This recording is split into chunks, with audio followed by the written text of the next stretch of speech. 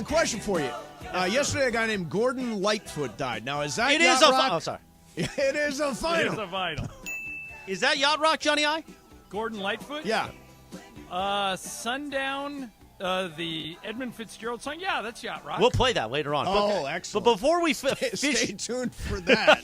before we officially begin the show on a Live Imaging Tuesday, I have a major announcement. Oh, no. What Tomorrow on this radio program, Yep. around 1:45, we think, the general manager of the Los Angeles Lakers, Rob Pelinka, will join the show tomorrow. Fantastic. He just wants it to be fun, in case tonight doesn't go as great. Yeah. But hopefully we'll be celebrating a win tonight. Did you know that, Ireland? No, who booked I did it? not know that. Who made that happen? Christopher Morales? A part of the Mashbuka. The whole family came together. Bergman, did you do that? No. Everybody came together to make it Everybody happen. came No, together. I know you didn't do it, Greg. Who No, did it? I was like raising a barn. I was in the Everybody room when came Greg did help together. make Yeah, it happen. absolutely give corporate did. Greg his But credit. they had to suggest it. We didn't suggest It wasn't a they, it was a he. Anyway, Yes. let's get to it and come together. Mason and Ireland, your Tuesday right now. Good afternoon. Good afternoon. I'm glad Morales is finally in on the bit. So it's a huge day. It's a Can't wait. huge night. Game 1, second round series, Lakers versus the Warriors. Morales, you've got to be thrilled about this, right? This is great radio is what this is. It's a Lakers Game Day Tuesday, thanks to our friends at Michelob Ultra. I'll tell you this real quick. Yeah. Coverage begins at 5:30 p.m. Okay. Toyota Lakers Countdown to tip-off with Sliwa. Then John Ireland, Michael Thompson have your play-by-play at 7 p.m. As I like to say, Mace, don't touch the bunyo. No. Not on a Lakers Game Day No. Tuesday. Hey, and Chris, on Thursday, they're going an hour earlier. Sometimes they're you going got to at go an hour 6. earlier. Yeah. Oh, they're going at 6. So, yeah, we got – by the way, I think we got to get one of these two, Mace. I agree. Got to get one of these two. Got to split. Got to split. I think tonight's the night because here's my theory. Okay. LeBron's been off since Friday. Yeah. They've played every other day for a while. Yep. So now is when we can get them. They're fatigued. We're not. After tonight, every other day until one team wins 4. So let's get it tonight and seize control of the series like we did in Memphis. I am all about that. In fact, right off the bat, I don't know if you caught this, Ireland, but my mythical money total is now pretty far over 200,000. Good, because somebody needs to catch Jorge. And I am going to bet 30,000 mythical dollars on the Lakers plus the 4.5 today. I like it. $30,000. 30. That's not high enough. That's When not you high enough. when you have a Mace. big number, when you're the big stack, you can make big bets. Mace, I think what you need here is a parlay. Try and catch them in one fell swoop. Parlay. Don't do it, Mace. Don't do it, Mace. Parlay king. Yeah, I might as well throw one parlay out there. Yeah. Might as well. You're going to waste all your money. I'm- You're going to get up. Now, He's okay, getting you so to waste your money. For people listening, I can't bet on the NBA, No. even mythical money. No. So I'm out of any NBA betting because I work for the league. But Mace, Yes? you can. Now how about this? I'll give you a couple that I like. Okay. All right. Okay, good. Got it. Jared Vanderbilt over 5.5 points. What do you think? Yeah, I like that. Jared Vanderbilt over 5.5 points. Count He's me in on averaged 8.8 against the Warriors this season. that. Okay. that's Vanderbilt one possibility. over 5.5 points. This, No, I'm doing this one I like less than the Vanderbilt one, but I still like it. it. Okay. D'Angelo Russell over 15.5 points. Don't take it. Don't take it. Don't take it. Here's the reason why I think that Don't one's do it. riskier. If D'Lo needs to guard either Steph or Clay, Yep. if one of those players gets hot, they'll go to Schroeder, Yep.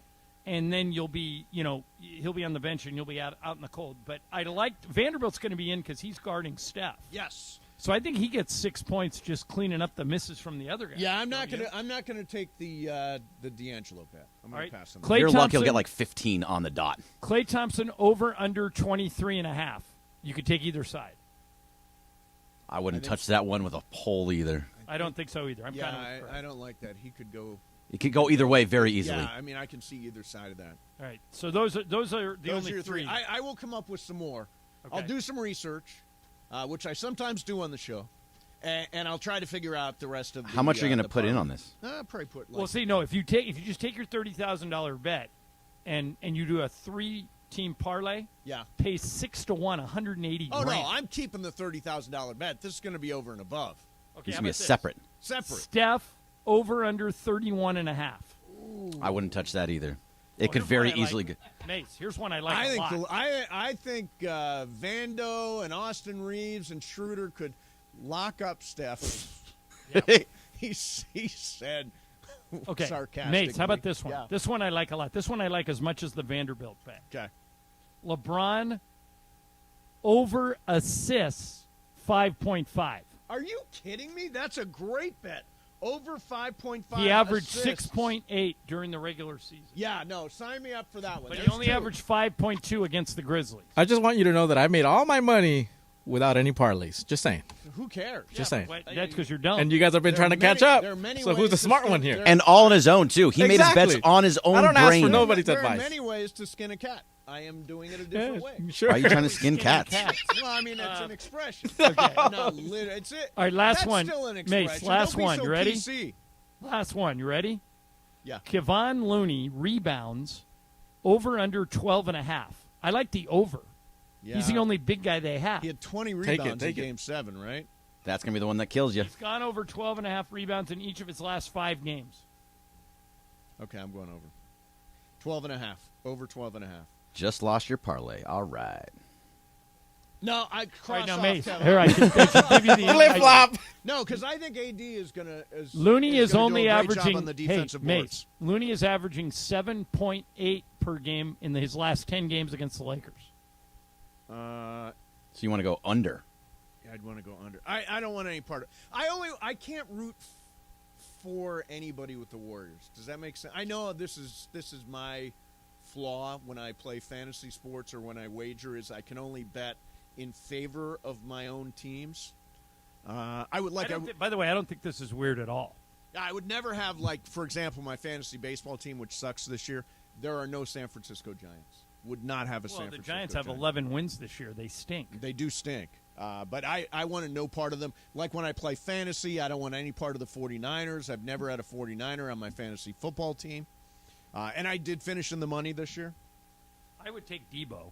That guy's a stat monster. Yeah, not doing it. Not doing it. All right, so we got a lot going on today. Why don't we start here? How good was Steph Curry's speech before Game 7 against Sacramento? Well, Draymond Green will describe it for us next. Mason, Ireland, 710 ESPN. Hi, I'm Olympic gold medalist April Ross. Many people think of athletes as heroes. They look up to them for inspiration and to see the possibilities of what they can do. But if I'm a hero, who is my hero? To me, my heroes are the firefighters who protect our cities and homes. My fiancé is a firefighter, so I deeply respect and admire what he and his colleagues do and accomplish every day on the job. Los Angeles needs more heroes like him. Do you think you have what it takes? To learn more, go to joinlafd.org. Be a hero to your community. I look forward to being able to cheer you on along the way.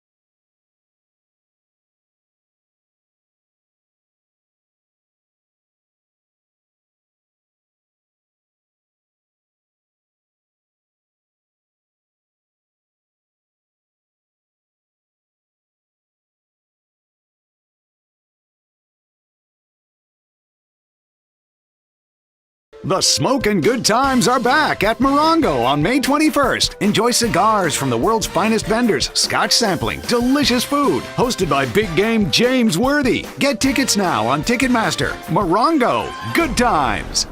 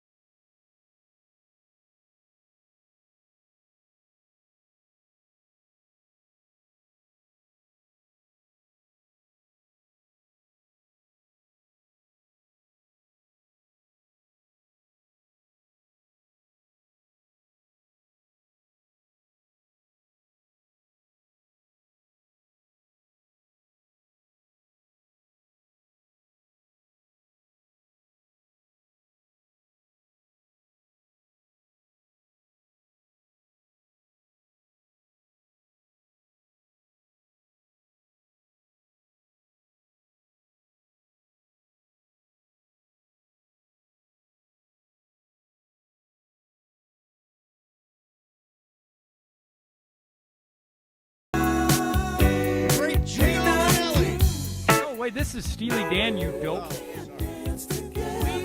I took a screenshot. Yeah. The other day I had the Yacht Rock station on in the car, and good. Gino Vanelli came up. Oh, did he really? Which we may just play today, and I meant to send it to you. it's Gino Vanelli. Vanelli. I thought it was Gino Manelli. Vanelli. Yeah. Live Imaging Tuesday. Yeah. Now I'm Travis Lee on Mason and Ireland. Yeah, let's get with the program. Sorry. here. It's been a long First day. thing I do when I walk in, I say, "How you doing, Morales?" You know what he says? I'm tired. Well, Chris I'm like, works a lot. we got no time for tired. Oh, we don't. We got game one. Are you tonight. calling me gutless? I'm calling you gutless. Exactly. I'm tired. I'm tired. Did I say that on the air, though? I had Who did plenty we- of energy. Mason, who did we call gutless yesterday, and it completely was true? It was late in the day. We were talking to somebody. It was either Sedano or Cap. Well, Cappy's always gutless. Cappy is gutless. Yeah. He is. He He's is. scared of his own shadow. By the way, Chris, you know what Hey 19's about, right? No. It kind of could be your theme song. Really? Tell me more. It's an older man Huh? seducing a 19-year-old girl. Oh, okay. Okay. So it's like a Lakers game. But see, I prefer. I prefer it the other way, John. Even at my age now, I prefer you mom. like when the 19-year-old seduce you? I got a mommy thing. no, he likes a good cougar. Yeah. Oh, okay. I met a 62-year-old cougar a few weeks back. Did at, you really? At Stubrick's at the bar at That is Stubrick's. cute. 62 is the new 42. Did she pay for it with her Social Security check? You don't get them until you're 65. Did you Mason, guys, did you you can't guys make have that joke. Did you guys have soup, Sanka? pudding? No, she actually said, "I'm having Woodford on the rocks. Would you like one?" I said, "Yeah." Oh, very nice. Strong. Very I like her nice, already. yeah. A 62-year-old woman drinking Woodford on the rocks. She's as old as the bourbon. Come on, man. Mason and Ireland continues right now. Bunch of cheap age jokes. Yeah, that's not funny. Especially from a guy who's part of ARP now. Made me laugh. No, they're sending me stuff. I'm not accepting it. Return to sender. Your please. age is your age, man. You're Yeah. in. You're get a in free tote. AARP. You get a free tote. 5,000 mythical dollars, John. Here is the 3-leg parlay. You got the whole thing. All right. Vando over 5.5 points. Okay. LeBron over 5.5 assists. Okay. And Austin Reeves over 15.5 points. Okay. Can I make a suggestion? Yes. Bet more than 5,000 because if you hit it, you get 6-1 on this. So if you hit it, you only get 30 grand. If you bet 20 grand on that parlay, This is you how get 120 This is grand. how you lose your ass, my man. This is how you lose. But it your doesn't ass. matter. Jorge has a huge lead. You got to swing big. Yeah, no, I'm telling you, I'm inching my way back into it. I'm within what? 100,000? 200,000. I'm within 200,000. 150-ish. Let it stand 5,000. Because It's also May. So, we have the whole year. correct. We have all football season. Right. Okay. Right. Well, that's where I'm going to make my hay since I can't bet on that that. is. Yeah, That that's is. exactly where you're going to lose your money. So Steph Curry gave a speech before Game 7 of the Golden State series with Sacramento, and Draymond Green talked. We don't know what exactly he said, but we know what Draymond said. He said, "Here is Draymond Green." But let me deliver the message before Phil. Say no more. And he delivered such a powerful message. Listen, we just got embarrassed last night. We got embarrassed on our home floor with an opportunity to close out a team, and we never showed up. He said, if you getting on this bus, you making a commitment to this team, I don't care how many minutes you play. I don't care if you don't play a single second. I don't care if it's points, rebounds, whatever it is. But if you getting on this bus, you are saying, I am going to do whatever it takes as far as my preparation goes to win this game. We not going out like that. We have an opportunity to play in Game 7. They rare. They don't come around. Take advantage of the moment. Embrace the moment. When he delivered that speech, I can't say I knew he was going to come out and get 50, but I knew he was going to come out and do something incredible. And I knew there was no way he was going to allow us to lose that game. So, obviously, Steph Curry went off for 50. First time anybody scored 50 in a Game 7. Do you think these speeches, pregame speeches and speeches the day before a game, do they matter? Obviously, Draymond Green thinks Steph nailed this speech. They matter when they come from someone like him because he doesn't give them all the time. If you're somebody that just runs your mouth, if you're Dylan Brooks and you just run your mouth all the time, but you never back it up with your play. Right. then I think people tune you out. But Draymond's the emotional leader of the Warriors. He's the one normally giving those speeches. And you heard him say, let me give the speech. He called Draymond or texted Draymond at 6 a.m. saying he couldn't sleep. And Draymond said, I can't sleep either. And Steph said, let me give the speech, which he doesn't do very often. So when he speaks up, people listen. And so that's why I think it worked in this case. Right. You know what makes a good background music for a speech? Newsroom? Theme from the newsroom. Yeah. Ladies I and still gentlemen. to this day do not know why Newsroom wasn't a bigger hit. I know, it's great. Game 1 tonight. Lakers, Warriors. We've heard so much talk about the Warriors. Steph Curry scoring 50 in Game 7. But the Lakers have had an extra day off. And we have got LeBron James. We've had 2 extra days off. 2 extra days off. Correction. We have Anthony Davis, who had a monster series. We have Austin Reeves, a guy who is clearly going to get the bag after this season for a remarkable run. And we've got Darvin Ham. Darvin Ham, who has made every right move in 2023. Rob Pelinka, who has put together a roster, who has revolutionized a roster at the trade deadline. To give us guys like Vando and Malik Beasley. And D'Angelo Just terrible. Russell. We own the Warriors starting tonight. Game number 1 in San Francisco. That speech was awful. I thought it was okay. I did reference Malik Beasley, and I didn't. And you're talking about people's contracts? Yeah. Well, no, he is a stud, man. He is going to get but paid this offseason. Yeah, but you know what? Maybe by somebody other than us. Well, why are you bringing that up? Let's not assume that. Yeah, but why would you bring that up? Let's not assume that. And Beasley, who may or may not show up, somebody says on the on the YouTube chat. There was a game against the Warriors this year where Malik Beasley made 7 threes. Yeah. He could factor in this series. I'm not betting on it. I do think, John, there will be one game where we will say that was the Austin Reeves game.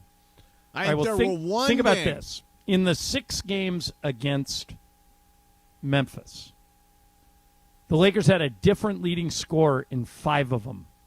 Rui Hachimura was leading scorer in Game 1. Then it was LeBron. Then one game was Austin Reeves. The last game was D'Angelo Russell. And AD led the team in scoring twice.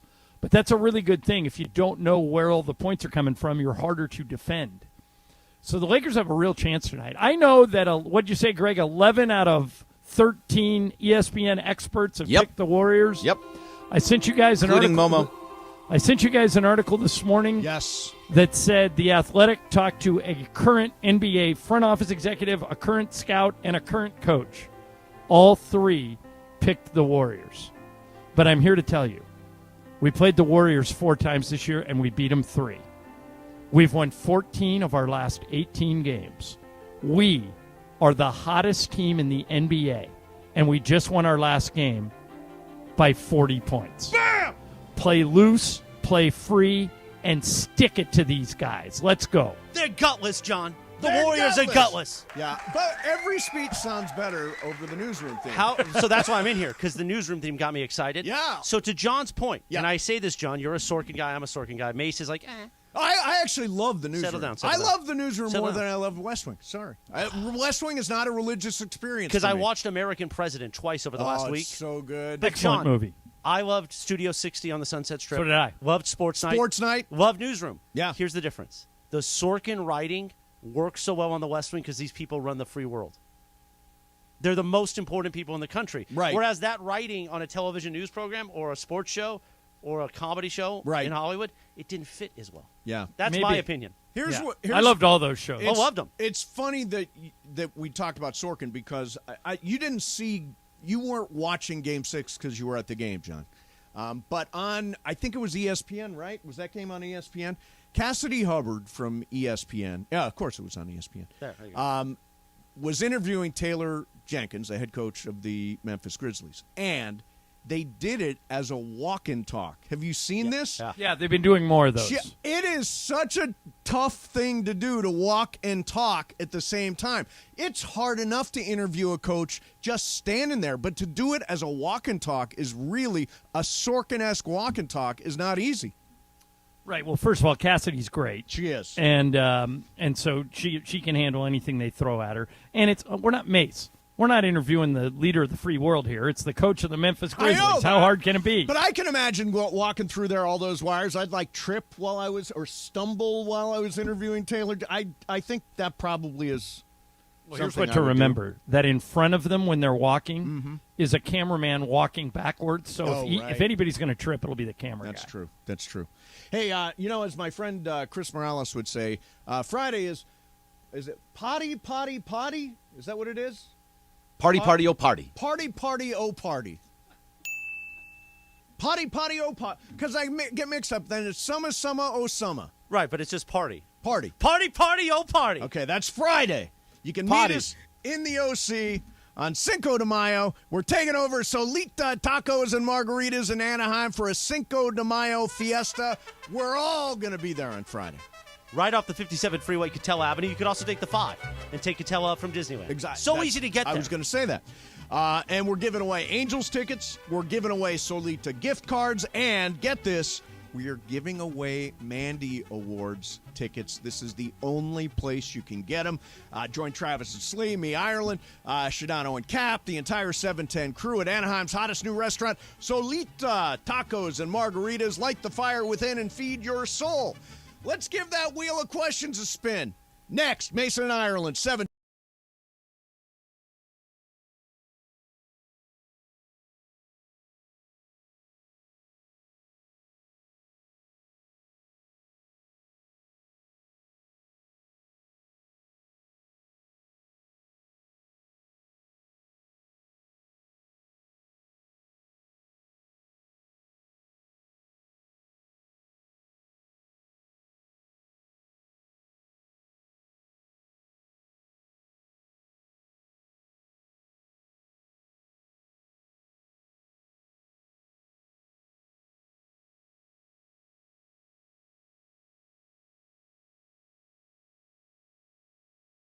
The smoking good times are back at Morongo on May 21st. Enjoy cigars from the world's finest vendors, scotch sampling, delicious food. Hosted by Big Game James Worthy. Get tickets now on Ticketmaster. Morongo, good times. Hi, I'm Olympic gold medalist April Ross. Many people think of athletes as heroes. They look up to them for inspiration and to see the possibilities of what they can do. But if I'm a hero, who is my hero? To me, my heroes are the firefighters who protect our cities and homes. My fiancé is a firefighter, so I deeply respect and admire what he and his colleagues do and accomplish every day on the job. Los Angeles needs more heroes like him. Do you think you have what it takes? To learn more, go to joinlafd.org. Be a hero to your community. I look forward to being able to cheer you on along the way.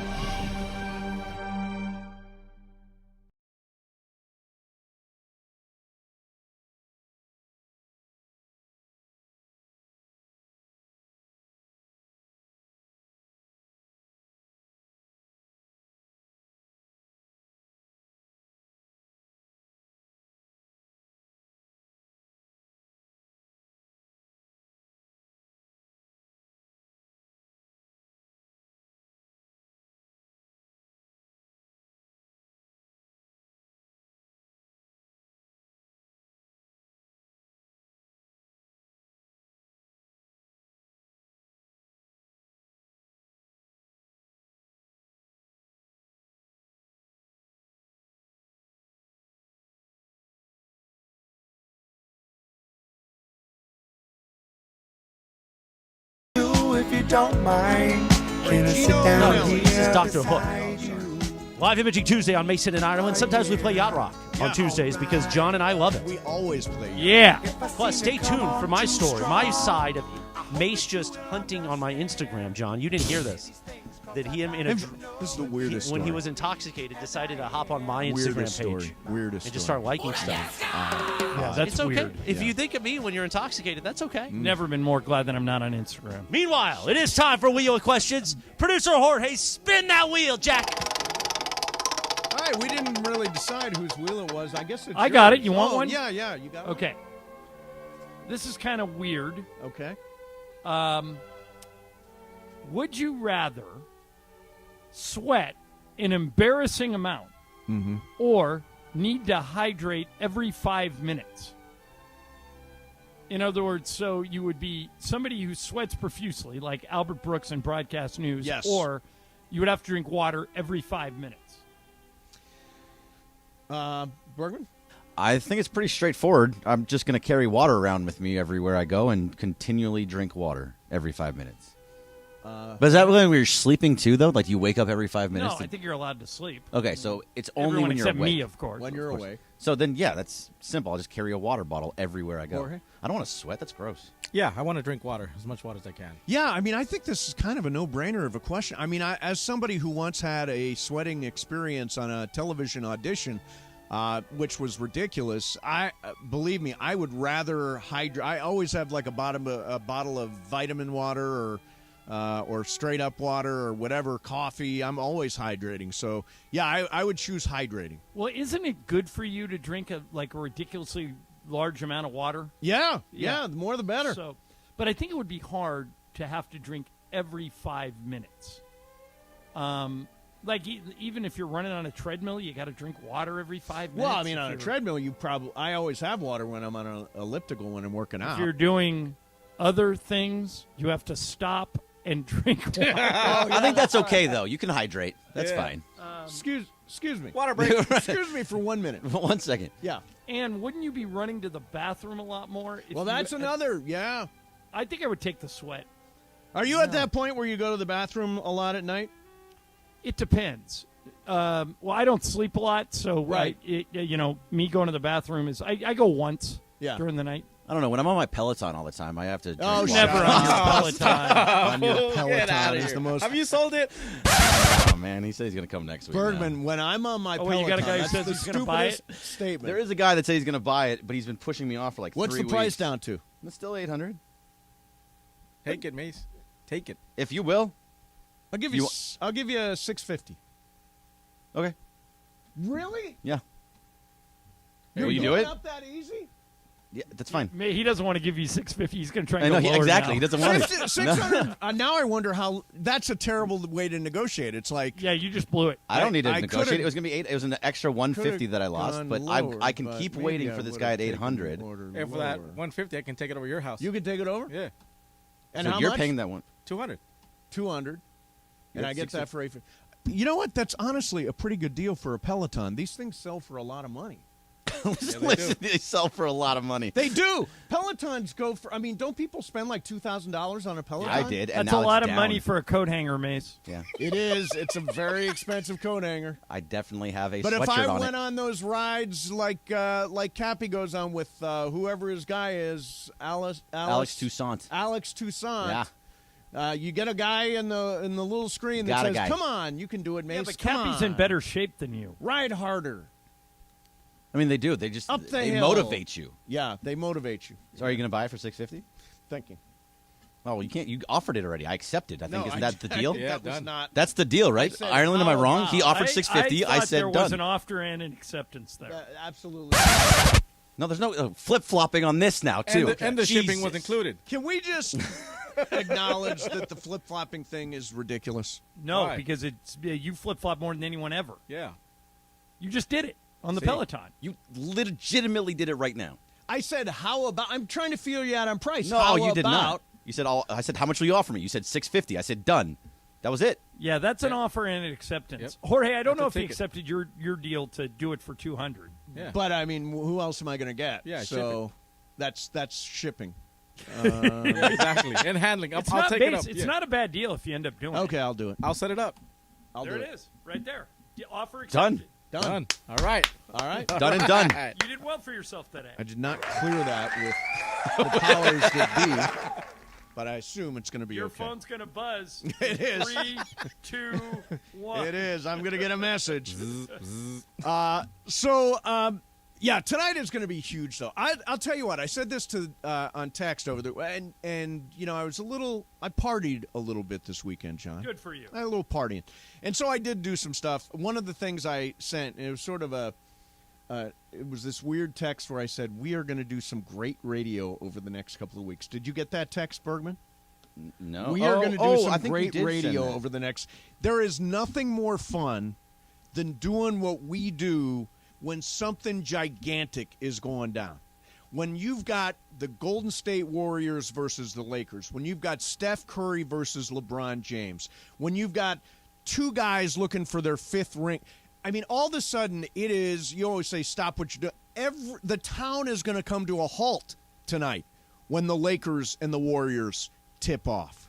Yeah, and remember, if you want to watch this game on TV, Spectrum Sportsnet is done. They Right. don't do any more games. They'll still do their pre- and their post-game stuff. So if you want to watch Geeter and James Worthy, you can flip over there before the game and after. But if you want to watch the actual game, it's either on TNT or ESPN or ABC from here on out. And we do every game on the radio. But I'm with you, Mace. I think the whole town's going to stop.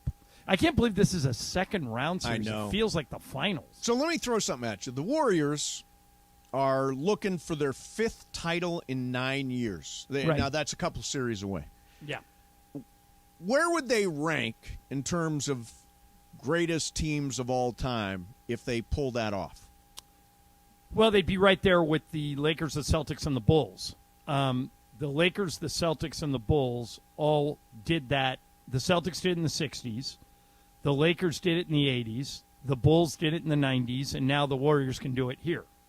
You don't count Miami as much. Miami won 2 in a row and then kind of petered out. Right. But 5 is something that's reserved for the Lakers, the Bulls, and the Celtics, and that's it. That's the list. So it would vault them into that echelon. You know, it's weird. This has been the least chalky postseason probably in history. There's so far there's a 6 seed, a 7 seed, a 5 seed, and an let me And do an that 8. one. 5, 6, 7, and 8. First time ever. All alive. James Harden last night, they found a way to win that game, James Harden without Joel Embiid, which is just a gigantic blow to Boston. And Boston had just looked broken at the end of that game. They did a bunch of really stupid stuff. And so you wonder now, it's the first time I've said, maybe they can't make it back to the finals without Ime Udoka. Yeah. Yeah, exactly. By the way, so I sent you the thing I do for the pregame show for Michael. I don't know Yeah, what you yeah. read. It was really long. Yeah. But there was something in there that I never knew until now. Yeah, by the way, this is called the TICAM, right? Yeah, things. It stands for Things I Can Ask Michael. It's just a long list of random facts. Yeah, it's good stuff. Okay, did you see this? I never knew this. LeBron James and Steph Curry were born in the same hospital. Did you know that? That is weird. Yeah, that makes 6 sense, years though. apart, the Akron General Medical Center in Ohio. Yeah, because Steph's dad played for Cleveland, right? And LeBron's from there. And so they were born in the same hospital. I mean, how many hospitals are there in Akron?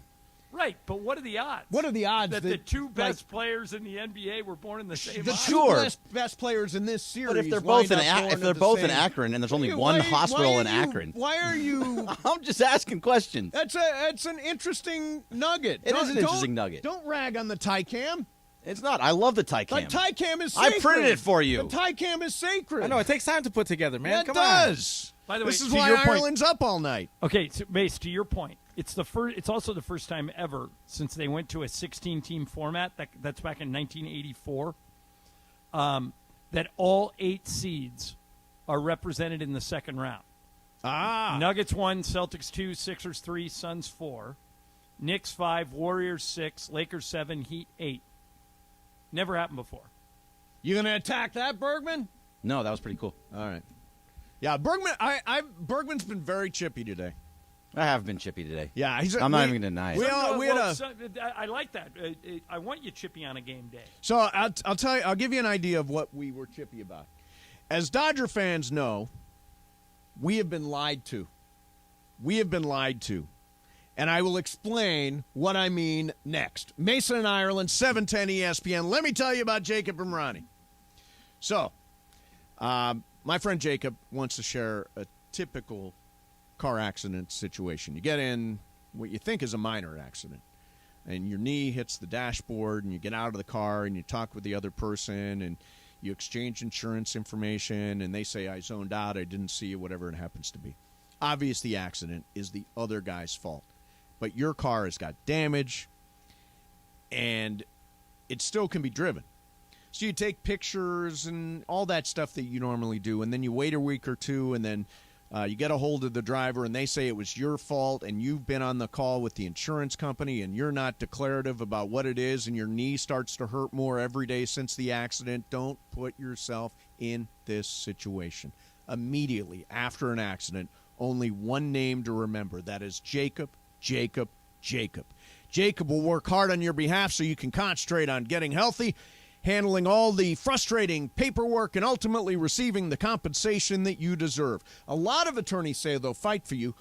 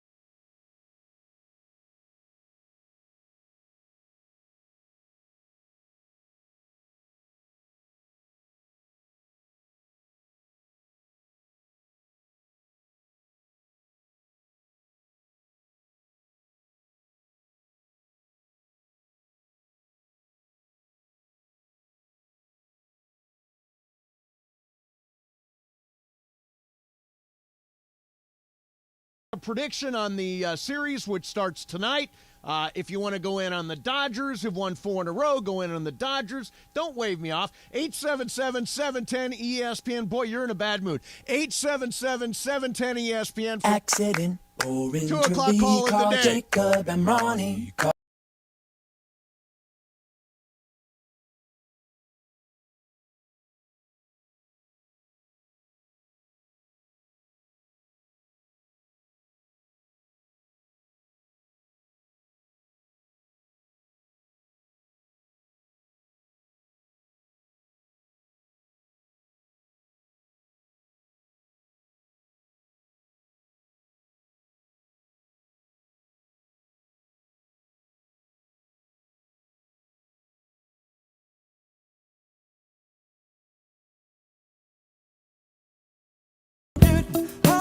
And that was a great. You did a Jacob live read, Yeah, and then we double down on Jacob.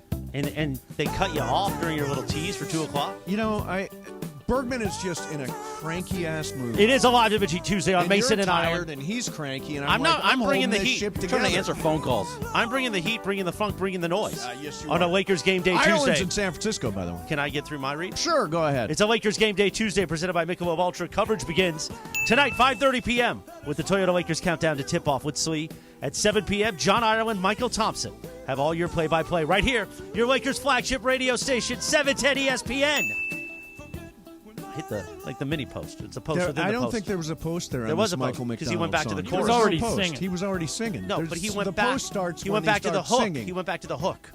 Did he Yeah. not go back to the hook? Yeah, your Yeah, but your Chris, you dad of all Mucho people know would be you can't embarrassed step that on you the think that's a lyrics. post. Well, we started with lyrics. Exactly. You know what, Mace? Good afternoon, Mace. Good afternoon. You're gutless. So what's the Instagram thing that's so weird?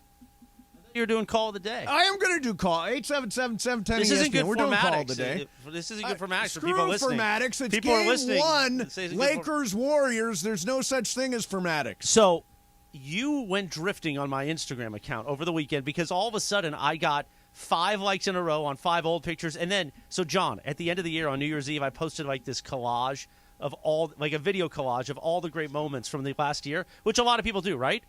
Mace wrote, was a great year. It's April. I was going to say. Well, actually, now That's it's a May. delayed reaction.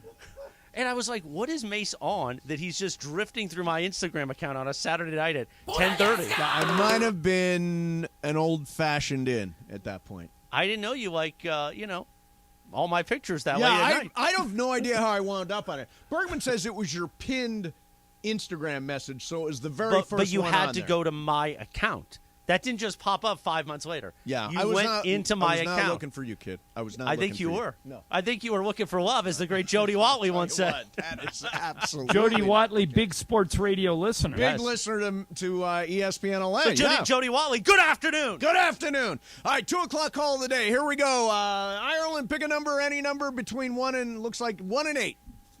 4, since the Lakers need to win 4 games against the Número Warriors. 4. Let's go to Dennis in Santa Monica. Dennis, you're on 710. Don't ask us how we're doing. Hi there, guys. John, you left out the San Antonio Spurs with those championship teams. The Tim Duncan Spurs won 5 rings.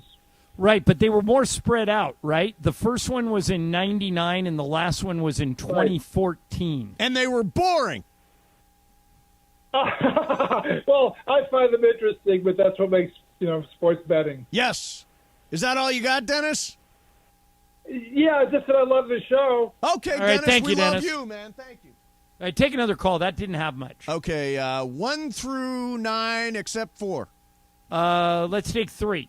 3. This is Tommy in Orange County. Tommy, Número tres. you're on 710. What are you doing, man? Don't ask how we're doing. I will not ask you guys how you guys are doing. Thank you. Real quick question. Since the Lakers are in the playoffs, and it's been a while, I just remember what happened during the bubble and how, that was kind of like a magical year. Yeah. So it's not so much the question that I have, and it's kind of, I don't know if it's on Laker fans' minds, is going forward, because we are now in the playoffs, is we went through pretty much heaven and hell this first part of the year Yeah. because of all the trades, all the, hey, let's do this, let's do that, and it looks like it's going to be good. The question that I have is really, why did we blow up the team after the bubble? And is Rob Pelinka gonna, depending on how far we go, or if this is it after the second round, I don't know, is he gonna blow it up again because we have possible free agents, possibly we want some other people? Right. I don't understand the logic. I'm a old school guy, so I kind of want consistency. So I'm afraid of what's going to happen at the end of the year, regardless of what happens. Okay, well, there are a couple of things there. Number one, Rob's going to be on the show tomorrow, so make sure to listen to that. We'll talk to him about stuff like this. But, Mace, it wasn't like he blew up the team right away after the bubble championship. He brought that whole team back, and then they got bounced in the first round the next year. That was the year they lost 4-2 to the Suns. Yep. Then he blew it up. I think that they are going to try and we'll ask Rob about this tomorrow, but I think they're going to try and bring back most of these guys next season. There was a report that a couple of different people at The Athletic reported that they're not going to get into the Kyrie sweepstakes. Yeah, Tim Cato was the lead reporter on that. And which I think if you're like the caller and you want the team to stay together, that's a good sign. Yep. But I think they're going to try. I mean, there's going to be guys like Austin Reeves who may get a ton of more money to go somewhere else.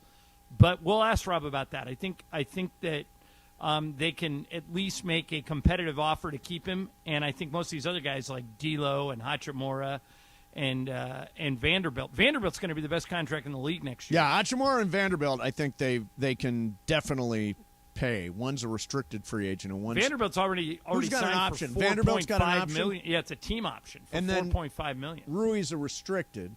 Yeah. D'Lo is an unrestricted, and Austin Reeves is a restricted. And I've read he could get $70 million.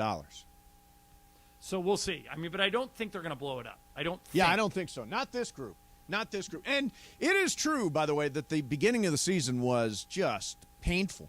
And you go ahead, call me a flip-flopper. I thought the season was over. I didn't think they had a chance of digging out of it. They were 2-10. You weren't the only one who No, they were 2-10. And then, even during the season, I was like, Rob's got to do something at the trade deadline, went out and made a bunch of moves that nobody had even – it's like, there are always rumors. We're going after this guy. We're going after this guy. At no point were guys like Jared Vanderbilt and Rui Hachimura necessarily on the radar in a big way. He just made all that stuff happen at once. I'm excited to talk to him tomorrow because, and for my money, what he did this year, taking a team that started out 2-10 and really changing that roster completely at the trade deadline and having the team turn around and win 14 of 18, right? 14 and 18?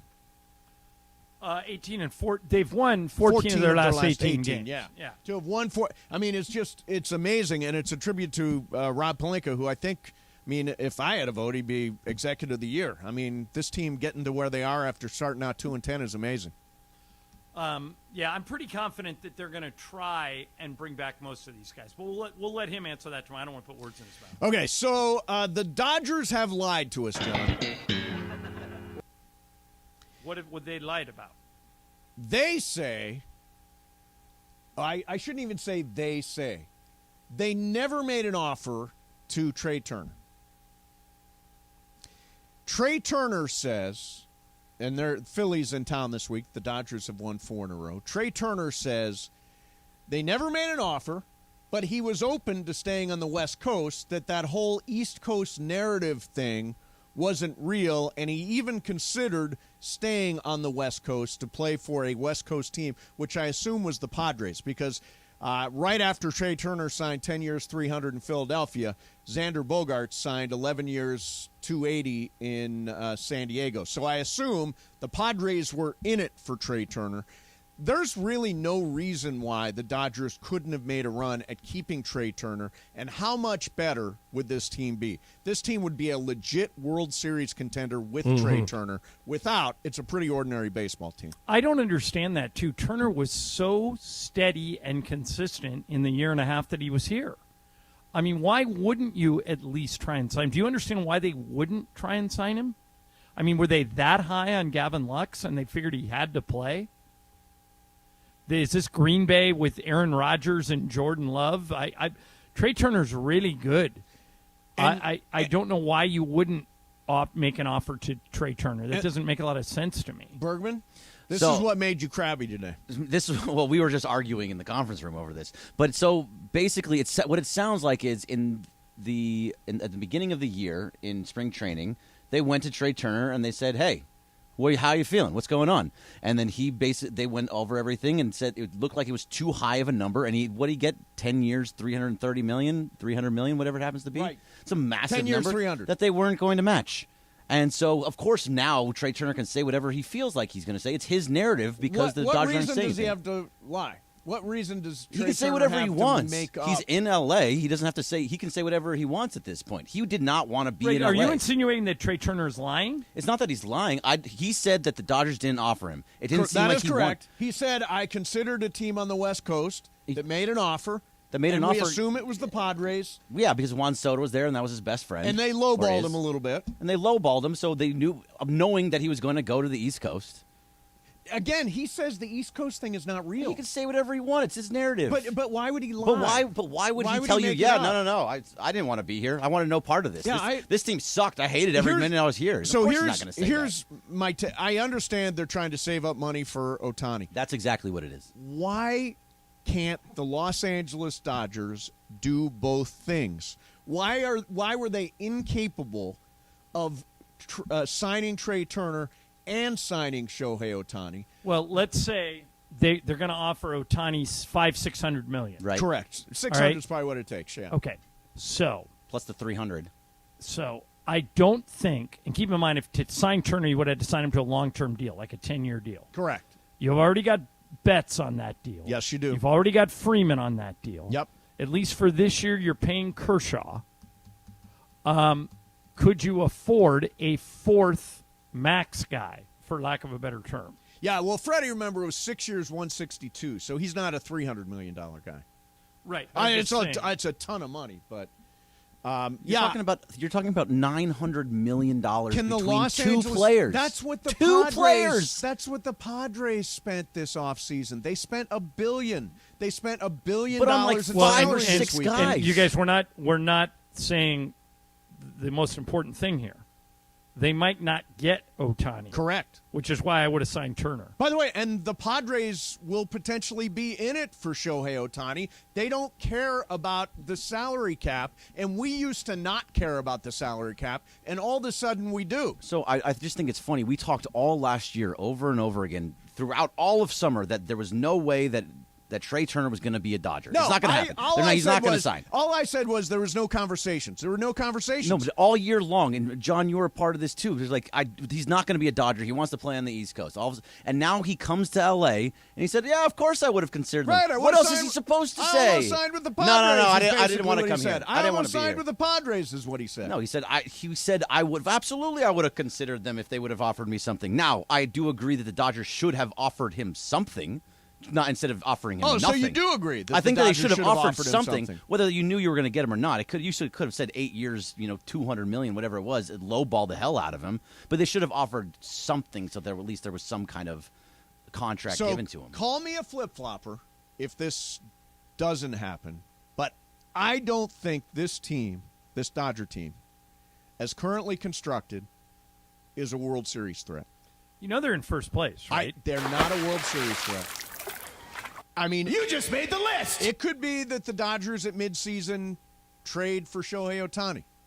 It could be that they revamp the bullpen completely. They may acquire a shortstop at the trade deadline. I'm saying, very similar to the Lakers, as constituted at the beginning of the year, they weren't going to win. As constituted right now, the Dodgers are not going to win the World Series. They've got their work cut out for them. So I think it's different than the Lakers. The Lakers were a complete and utter disaster in the beginning of the year. And right. I mean, with the Dodgers wrong pieces all around them. With all the wrong pieces. Dodgers just an ordinary team. They're not the same team that they were, just a dynamic team that was just destroying everybody last year. But there's still a lot of the same guys, and all of this team. I absolutely think, you say it over and over again, Mace, that just make the tournament. Just make the tournament. If they make the tournament, they can absolutely win the whole thing. Because that's what happens in the playoffs. But you agree this is a pretty ordinary baseball I think this team. is a much more ordinary team that we've seen in years past, yes. But no, I think this team is still much better than a lot of teams in all of baseball. I think they're still a top, 10 team in baseball? They're 14 and 11. They're in first place. The starting rotation is they're Clayton, actually 17 Clayton and 13, Kershaw and 4 guys who are spotty at best, well, including Julio Urias, who's had a rough start, had 3 but bad starts and has given up 6 home runs in the last 3 games. So he's had 3 bad starts, but if you were a betting man, which are your mythical money, wouldn't you think he would turn it around? I would bet on Julio Urias, especially in a contract year. Absolutely, and I would probably bet on Dustin May to kind of to figure out his stuff, get more strikeouts, get back on track. I would figure that Tony Gonsolin starts to look more like the Tony Gonsolin of last year. You see how many question marks you're dealing with. There are a lot of question marks, absolutely. But shortstop, I still think second base. There are question marks all over the field. You actually put Mookie Betts at shortstop. I never thought that I would actually say this, but I kind of like Mookie at shortstop right now. I don't think they've got an option. They don't. Offensively, they don't have an option. And I think once you get to the trade deadline, they're going to make some kind of move to get to where they need to be. And maybe that's the They're move not going to just give up on the season. Maybe that's the move like that changes it. John, do you think this team is currently constituted as a World Series champion? Possibly. I don't hate them as much as you do. And the reason I think that is because the rest of the division, even the Padres with all that talent, hasn't done anything. It's not like anybody in the West has been like the Tampa Bay Rays. You know, I think every team in the West is pretty bunched up, right? Yeah, I mean, here's the thing. Nobody anticipated that the Diamondbacks would be as good as they are. Right, but if the season ended today, the Dodgers would be in the tournament. They would be in the tournament. Yep, that's absolutely once you're in, right. you just got to get lucky. Yeah, I think it's and then you go after Ohtani. I think it's an ordinary baseball team. An ordinary baseball team, especially compared to the teams we've seen the last few years. Above 500. If you add Ohtani, that all changes. Of course, if you add them at the trade deadline, I think they potentially become the World Series favorites. That's how big Ohtani is. Yeah, I don't think the Angels are going to trade him, but I think they can get him at the end of the year. All right, coming up next for you. John, people are doing the most annoying stuff with their phones. I saw it now 2 mornings in a row. I'll tell you what it is coming up next. Plus, we continue to get you ready for Game 1, Lakers versus Warriors. You will hear it right here. Slee with the pre at 5:30. The call of the game at 7. John Ireland and a very, very divided Michael Thompson. He will join us at 3 o'clock, talk about the calling the Lakers, being employed by the Lakers, and calling a game that involves his son on the other team. Mason and Ireland, 7:10.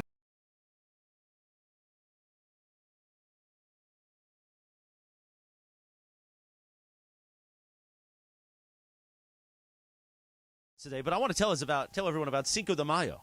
What we're doing on Cinco de Mayo. Going to be a party in North Orange County.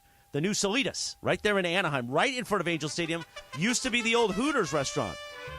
Our competition, Steve Hartman, your buddy, used to do a lot of remotes over there at that Hooters in Anaheim. Steve Hartman. Off the 57 and Catella Avenue. We're going to be there, though, 10 a.m. to 7 p.m. for Cinco de Mayo. Get ready to press the flesh with everybody from the 710 crew. Located at Catella Avenue, right near Angel Stadium. We're going to have Angels tickets. Yes. We're going to have a special pair of Mandy's tickets to give away that day, gift cards and more. Nice. So come on out. Cinco de Mayo. Put that on your calendar We're all right now. going to be there, right? That's the 5th of May. Yes, Cinco de Mayo. The 5th of May. Actually. The smoking good times are back at Morongo on May 21st. Enjoy cigars from the world's finest vendors, scotch sampling, delicious food. Hosted by big game James Worthy. Get tickets now on Ticketmaster. Morongo, good times.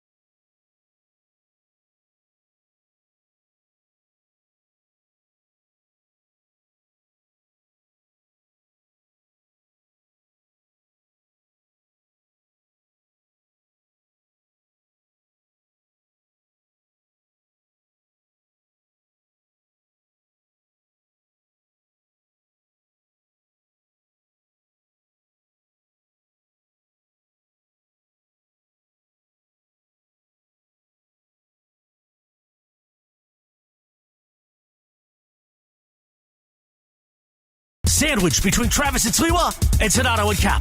Mason and Ireland continues now. Did Morales just take the rest of the day off? Is that what's going on? He just knocked off today, He and now asked we're to stuck take with the Yacht Rock? He wanted you to still just listen to Yacht Rock. Yacht Rock and no Morales? He knew that John liked it. Where is the energy, people? What are you talking about? I'm like bouncing off the walls. I wish I this know. game started now. But around here, Bergman's cranky, Morales is tired. Oh, It's like, screw come those on, guys. guys. We were just feisty. We were Let's just going up- back and let's- forth. let's up You got the me all energy. fired up. Let's up the energy. All right, so don't forget, you can meet us in person in the OC, Cinco de Mayo, this Friday at Solita Tacos and Margaritas in Anaheim for a Cinco de Mayo fiesta. We got Angels tickets, we got Solita gift cards, and we got Mandy Awards tickets. It all starts at 10 a.m. You can join Travis and Slee and me and Ireland and Shadano and Cap and the entire 710 crew at Anaheim's hottest new restaurant. Solita Tacos and Margaritas. Light the fire within and feed your soul. By the way, you know what we haven't talked a lot about, John? We have not talked about Mandy Awards voting. I know you don't care who wins what or whatever. Mm-hmm. But I think we want to win Show of the Year again. I think that is significant. I think that's important. I think if we win, we should give it to Travis and Slee so they don't go home empty-handed. You think so? Yeah. Do you think they would What take a it? fortunate moment we find ourselves in. What if you threw it at him, John? No. See, nobody understood what I was doing with that, Greg. And I've explained this as Bizarro Seinfeld. Even Mason thought I had gone crazy. Yeah, I thought you kind of lost it a little. And Amanda was the one person that got it, and she's leaving. So I'm done doing bits that involve shows other than ours.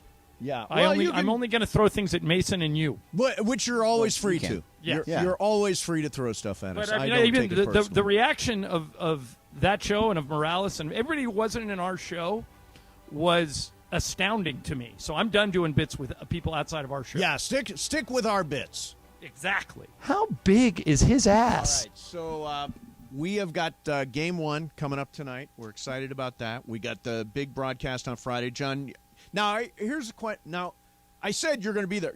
Are you going to be there? When? Friday. I think so. Depend. I mean, if we fly home Thursday night, which is the plan right now, then I'll be there Friday. But I'm kind of at the mercy of what they decide to do. Oh, hang on a second. Listen to this. Vote for the Mason and Ireland Show. This message is paid for by Mason. There you go. By the way, Thursday's show is going to be a very big show for you guys. Yeah, what's well, going on? John is going to be still in Golden State, right? Yep.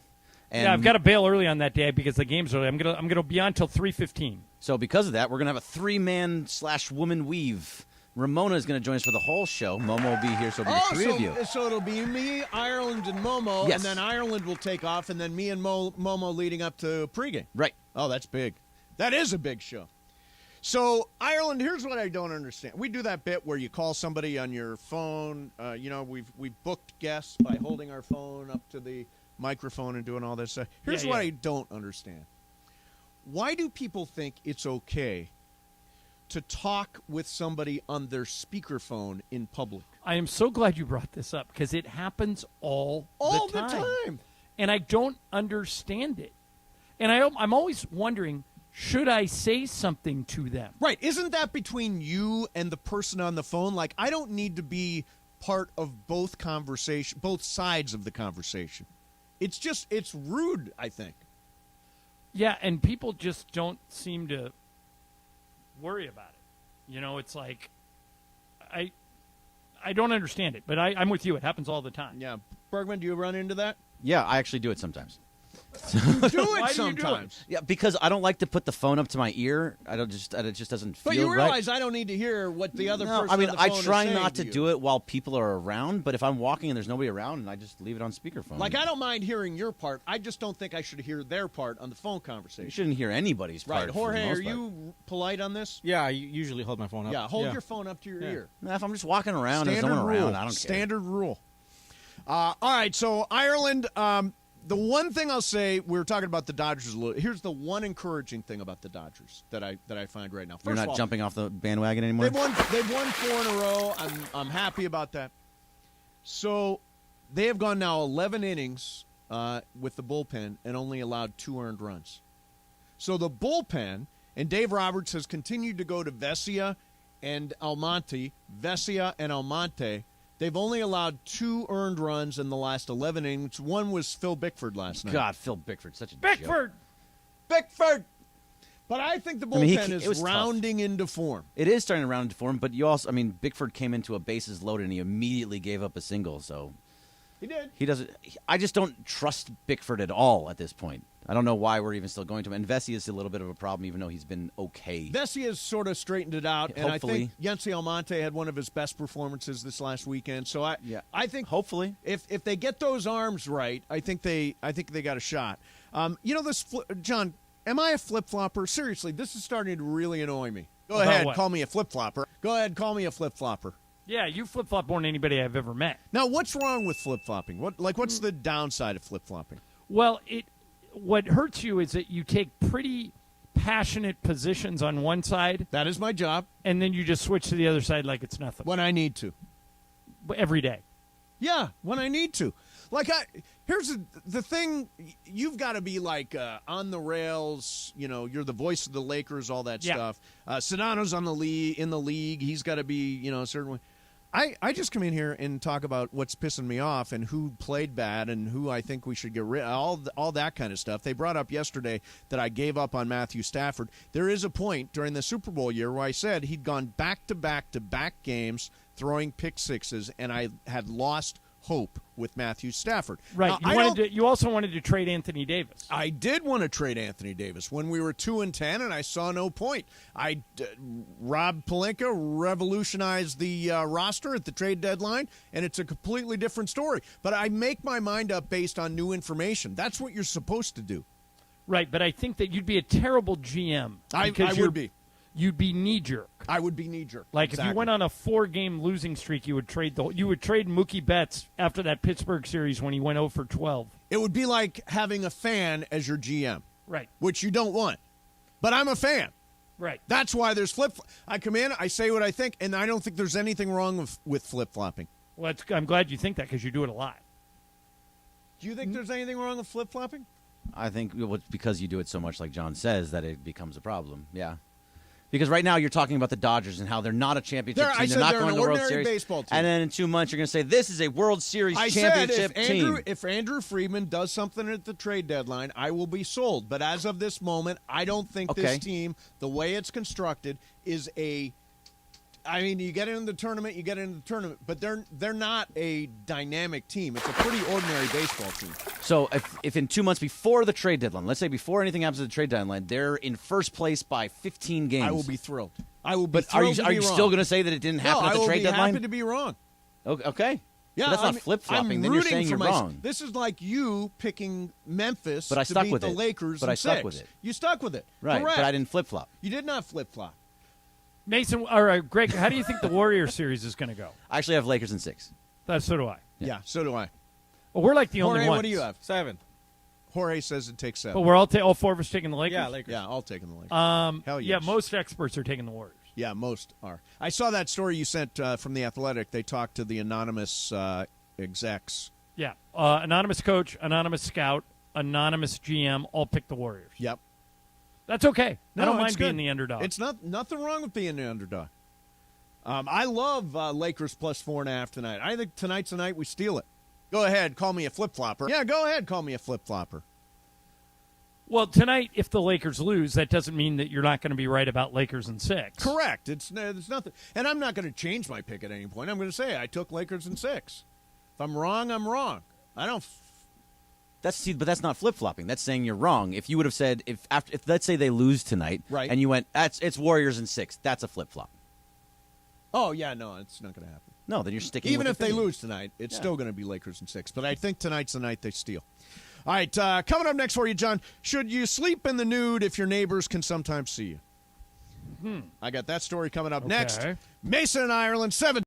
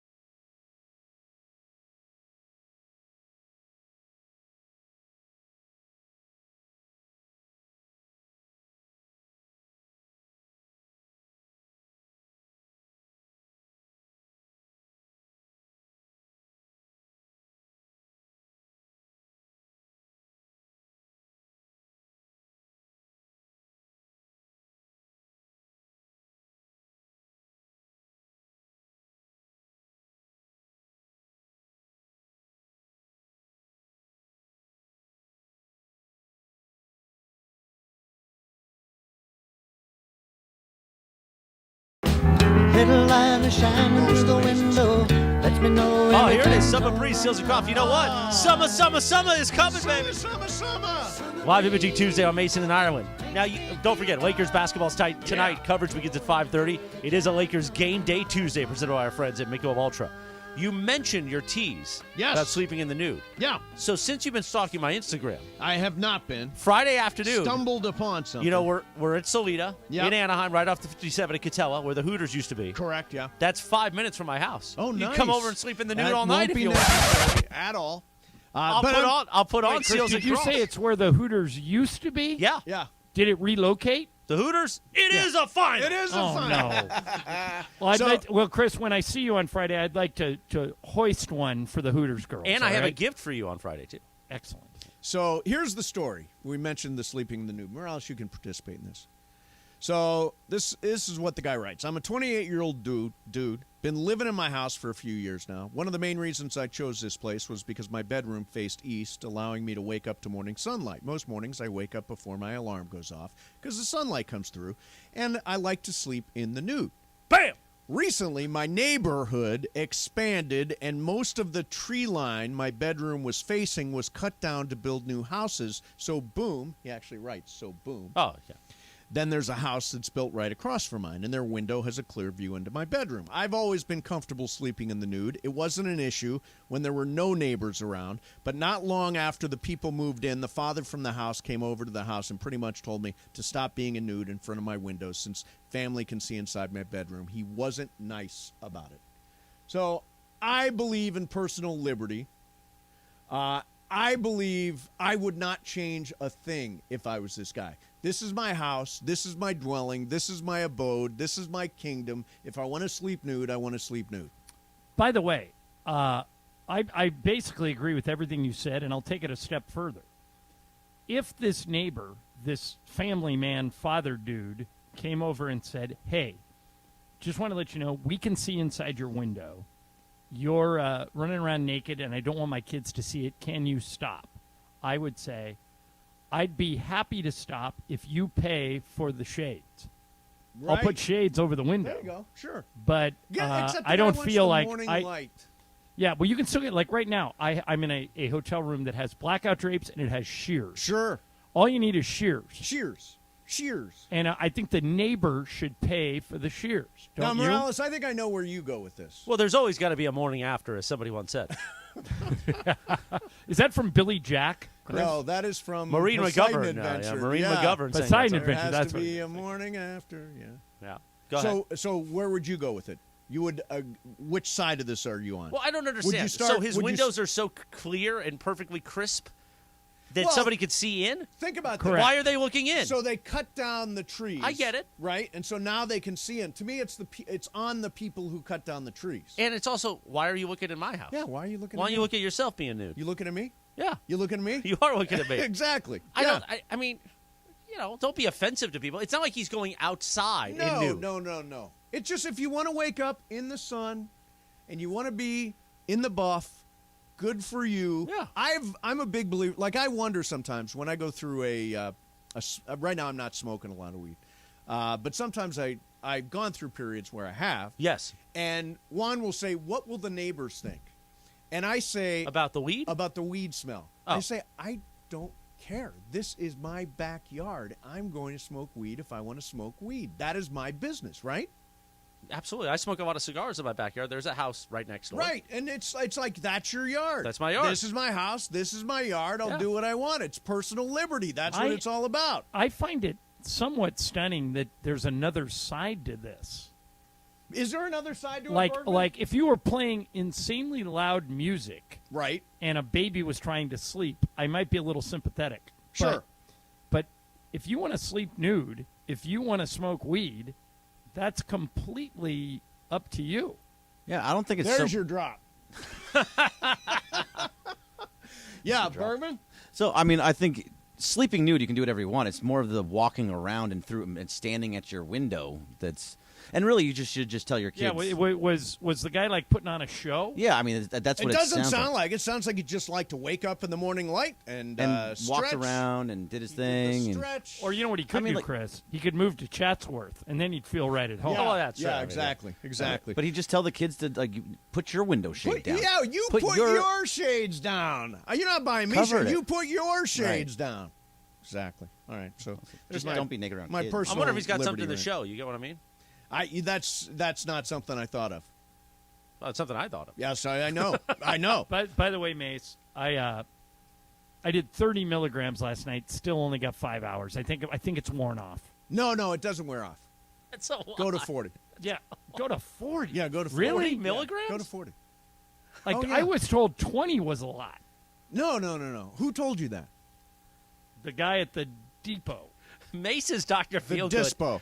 The dispo. Mace is the new Dr. Feelgood of the bunch. Go 40. Yeah, I don't want to be like Michael Jackson and not wake up. It's not propofol. It's just a little cannabis. Just a little THC. Well, isn't 40 a lot of cannabis? No, I mean it's as tolerated. All right. As tolerated. I'll try something different tonight and report back to you. So tomorrow. it's 30 really isn't working. Well, 30 it got me 5 hours. I went to bed at 11. I woke up at 4. You know, there's something wrong with you. You realize I know. Well, that we know. The question is, how do I address it? Yeah, I mean, you've tried everything. Have you tried NyQuil? Oh yeah, please. NyQuil's for kids. Yeah, NyQuil. When I was doing morning drive, I used NyQuil all the. Do not use this Ambien stuff, works, but I don't want to take Ambien every night. That's the spot. Don't you like sleepwalk when you do Ambien? No. You don't like go to the kitchen or the mini bar at the hotel when you take some Ambien? No, I had a friend that did that once. Walked into the we had a bunch of people over in the apartment. This was when I was in college. Yep. He walked over to a chair. Right. He lifted the cushion on the chair. He peed in the chair, said goodnight, and went back to bed. Oh, my God. But that's not me. I don't sleepwalk. I don't talk in my sleep. The only thing that conks me out is Ambien, and I don't want to take it every day, so I don't know. Can I ask you just an honest question? Yeah, sure. Why don't you want to take it every day? My doctor told me that you don't want to get hooked on it because then eventually that will wear off, and then you're in real trouble. Huh. Yeah, I say go to 40. But I'm going back to him Monday. I have a 40. checkup Monday, so I'll run it by him. Go to 40. All right. Do it. Okay. Do it. I also could just try different. I have different gummies, like different okay. people, so I'll try. Now, you want to make sure you're taking the indica. Okay, I'll check. Yeah. That's what you need. We'll do it live! All right. Coming up next for you, we'll do it live. What's Up, Fool? Brought to you by Dos Hombres. Is coming up next. Game 1 tonight. Lakers versus Warriors. LeBron versus Steph. You'll hear it right here. 7 o'clock the tip with John Ireland and Michael Thompson. And Michael will join us at 3. Oh, of divided He's a mess, loyalties. Yeah, Clay on the Warriors and works for the Lakers. How Yeah, is he doesn't gonna know what he's root going to for do. He will join us at 3. Mason and Ireland, 710 ESPN.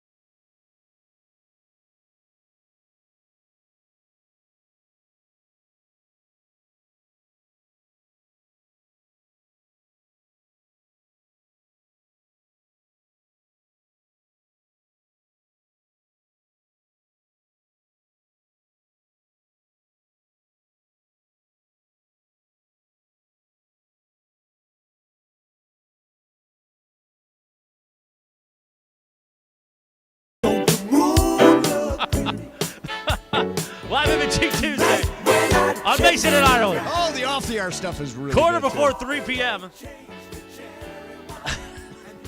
Let's do What's Up, Fool. It is time for What's Up, Fool. And we always have a special voiceover guy now for What's Up, Fool. Hit it. What's Up, Fool is brought to you by Dos Hombres Mezcal. It's fate. It's friendship. It's mezcal. Dos Hombres. Thank you, Mr. Cranston. Take it away, Corporate Greg. Thanks a lot, Chris. And I just love the fact that Bryan Cranston is the guy that leads into all of this. Yeah, so do I. And he Makes just the bit nailed better. it. Yeah. It's just Great. so good. All right, so it You kind of should looks keep like that after you fire us and just keep using it. Yep. we can use him as the AI and just make sure you guys Sure. go away. Yeah, I think that'd be There great. you go. All right, so it kind of looks like the Suns are cooked at this point, down 0-2 to Denver Nuggets. But KJM this morning talked about whether or not Kevin Durant gets a pass if they are knocked out because he only played 8 games in the regular season. So, Ireland, does he? Good question. I think that if they go down, Phoenix, if they get swept, which I don't think they will, that is an indictment on KD. Although it's hard to create instant chemistry. He's only been on the team, since February. But if the Lakers end up going deep into the playoffs and the Suns peter out, they can't really use that for an excuse. So it's absolutely an indictment on KD. I would agree. Yeah, he blew up one team to get to another where he thought he could get a ring. If that team doesn't get the ring, that's an indictment on Kevin Durant and his ring-chasing ways. And it would also be that Durant never has a ring without Steph Curry. Right. Yeah, it's true.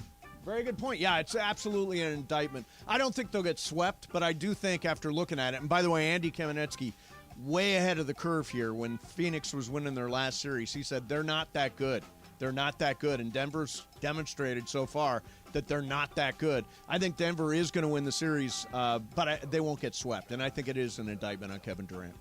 What's up, fool? All right, so I saw a BuzzFeed article today while I was just scrolling through stuff, and that's all AI generated now, right? I think so, yeah. The whole thing is. All right, so Still some good stuff comes out of it. Yeah, sure. But it was about which movie death caught you off guard the most. So I'm going to take TV out of this because I'm assuming you're both going to say Ned Stark is probably both of yours. But actually, it would be Zoe from House of Cards. House of Cards, yeah. Okay. She just got pushed in front of a chain. Anyway, movies only. Movies only. only.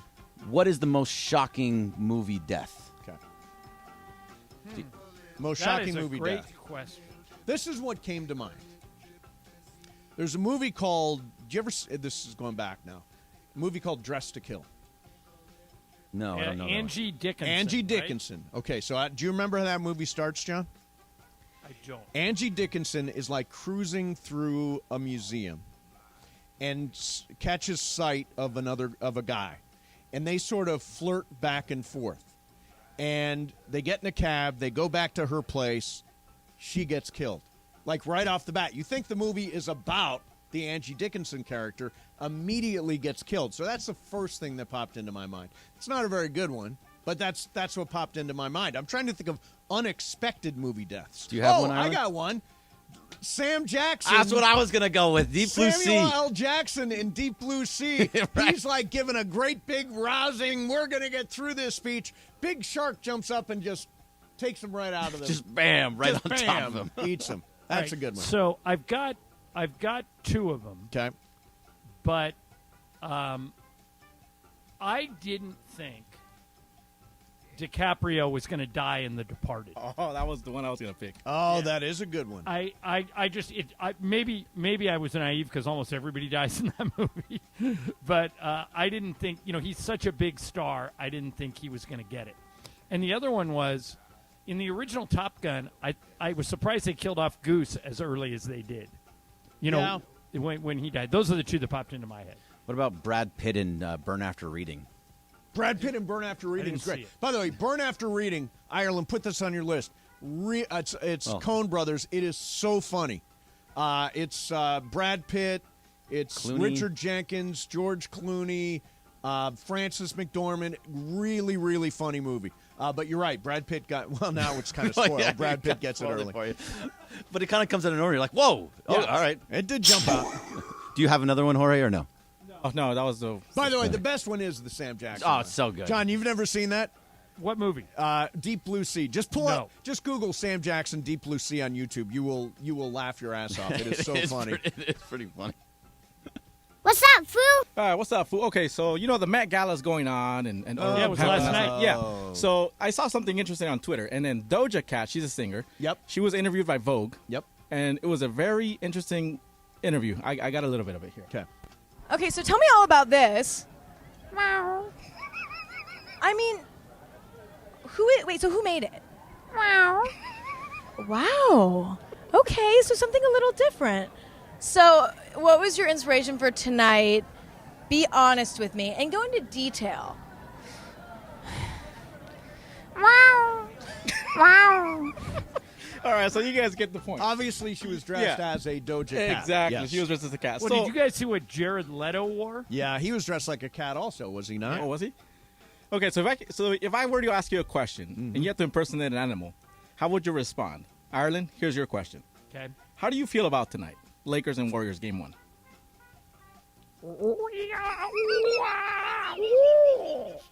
That's really good. And I'm assuming you're answering as a monkey. Yes. Yes. All right, Greg. Very excited. Greg, here's your question. When was the last time you rode your Peloton? Because the giraffe. What are you, a cow? No, the giraffe. That's a giraffe from earlier last week. All right, and then Mason, why are you such a flip-flopper?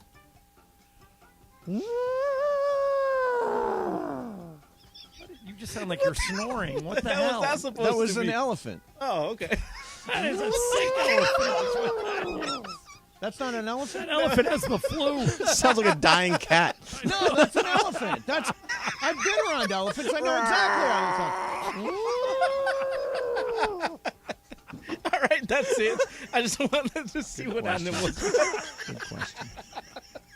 It is an elephant. Makes a good promo, though. Yeah, I'm sure it does. I'm sure it does. I'm sure What's I'll hear up, fool? What's up, Foo? All right, so Jorge's walking away. So Shams Charania reported today that the Memphis Grizzlies will not bring back Dylan Brooks under any circumstances. Wow. He seemed to be a guy that kind of fit their mantra and style, but now they want no part of him after his poor postseason. So what's Dylan's next stop, John? Well, he might have to do a rehab stint, like for a low-paid deal. He is kind of a 3-and-D guy. He does play some defense. Right. Didn't against LeBron, but does. So my guess is he'll go to an established team where he doesn't need to be a starter. He'll go to like the Celtics, the Lakers, the Lakers, the Sixers, somebody that can cut him if he doesn't behave. But it just depends what kind of money's out there. Boy, had he not pulled all this trash during the playoffs, I think he would have been with Memphis, and I think he would have gotten not a big deal, but I think they would have retained him, don't you think? Right, because he can defend, there is a place for him in the NBA, but he's going to probably have to build his reputation back up. If you ask Dylan Brooks about it, you know what he would say? You sound like my dog It's snoring. an elephant. It's an elephant. That's exactly what it is, a dog snoring. Yeah. Lola does that all the time. This is not an elephant. Somebody, Carlo, one of our listeners, says, "Damn, that elephant is on its last legs." I mean, Andy would always do this. Roars. Roars. All right, so I probably should hit the button one more time. What's up, Foo? All right, so I ordered from an Italian restaurant instead of my typical sub sandwich or burrito the other night because I wanted to treat myself a little bit on Saturday. Sure. I ordered gnocchi, and it was delicious, and I love it so much. Really enjoyed expensive, it. Though. It wasn't that bad. It was just, but it was. I wanted to treat myself, John. All right. So, what is your go-to Italian meal?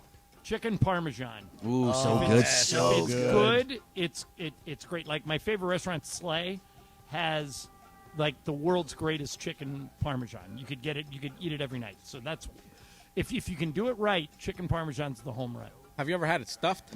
Like Yeah. you put the cheese inside? Oh, yeah, sure. it's good. Man. Dear John's, by the way, which you've never been. I've never been to Slay. You've never been to Dear John's. Maybe you should flip restaurants we one should. night. But they've got a killer chicken parm, too. We used to, it was a tradition of my family, that we used to eat gnocchi the day after Thanksgiving every year.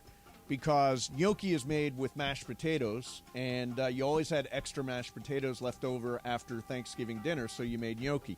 My go-to is spaghetti bolognese. I love just a really nice bolognese And- with the little slices of carrot that are in there. And Greg, it's let so me good. say Carrot. this: if you can Yeah. ever get into, it's got a very long waiting list, but Mason got in over the weekend. If you can ever get into a restaurant called Felix Yep. in Venice, that's an Italian restaurant.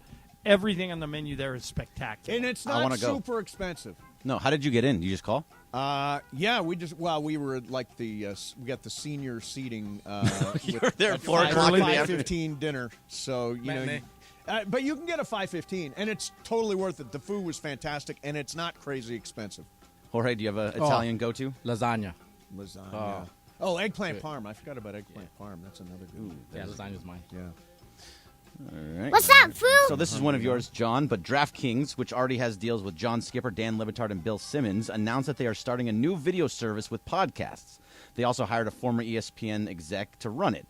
Are we headed for a world where sports and gambling will be linked permanently, or are we already there? I think we're pretty much there. Like that show Kay Adams does in the morning, isn't Yeah. that on FanDuel? Yes. Yeah, Michelle Beadle does a show on FanDuel. Yeah, I think we're there. Mason and I one day could end up working for one of those people. Well, here's the thing, though. We don't know a lot about. I mean, granted, I win a lot of bets, but I don't know. I can't talk about gambling the way Anita Marks talks about.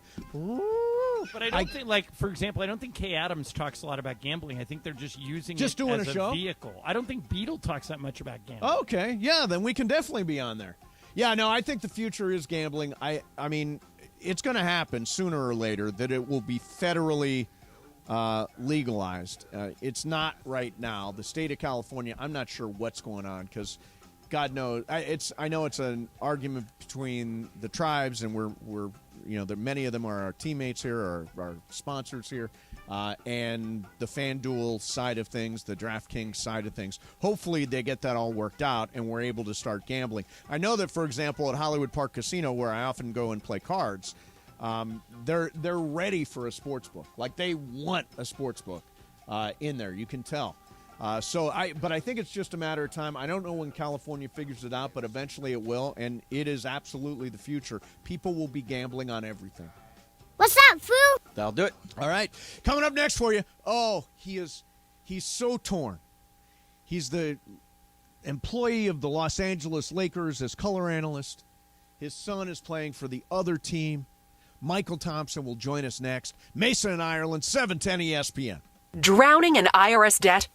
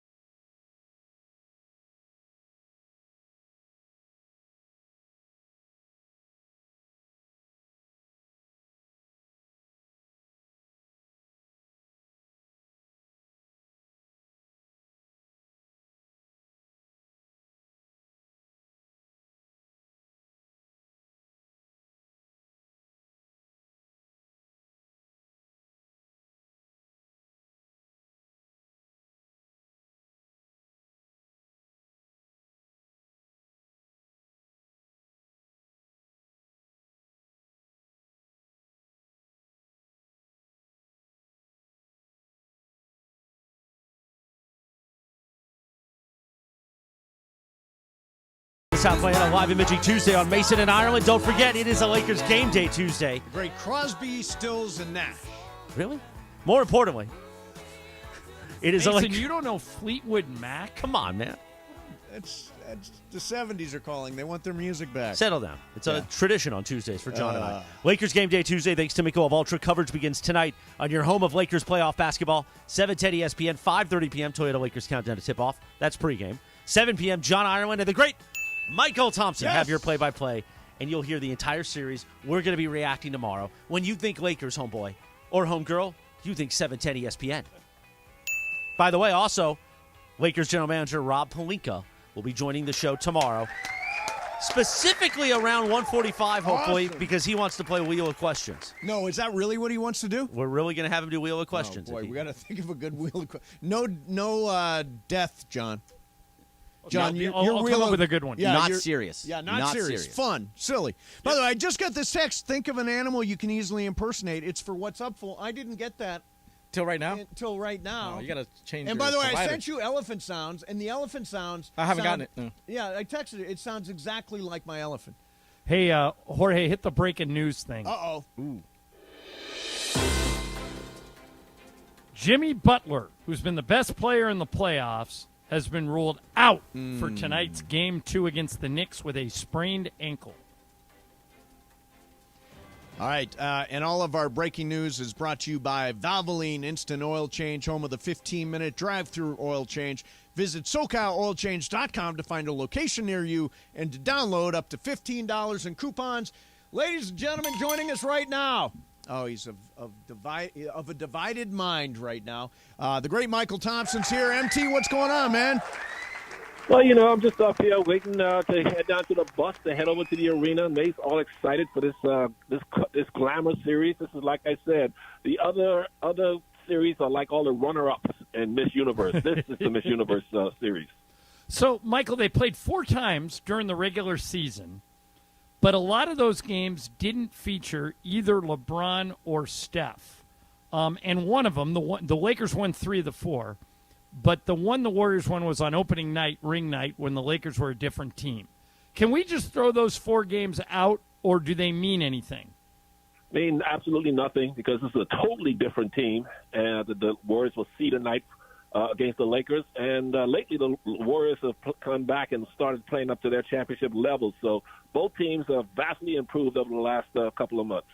So this is somewhat sarcastic question. But how? Because he's going to do something.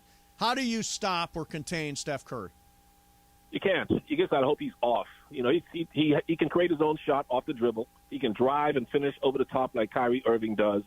And he's got those step-back threes. So you just, guys like Schroeder and Austin Reeves, whoever guards him, D'Angelo Russell, just have to hope that he's off. There's nothing to do with Steph Curry. When he's on, he shoots from 35 feet, step-backs.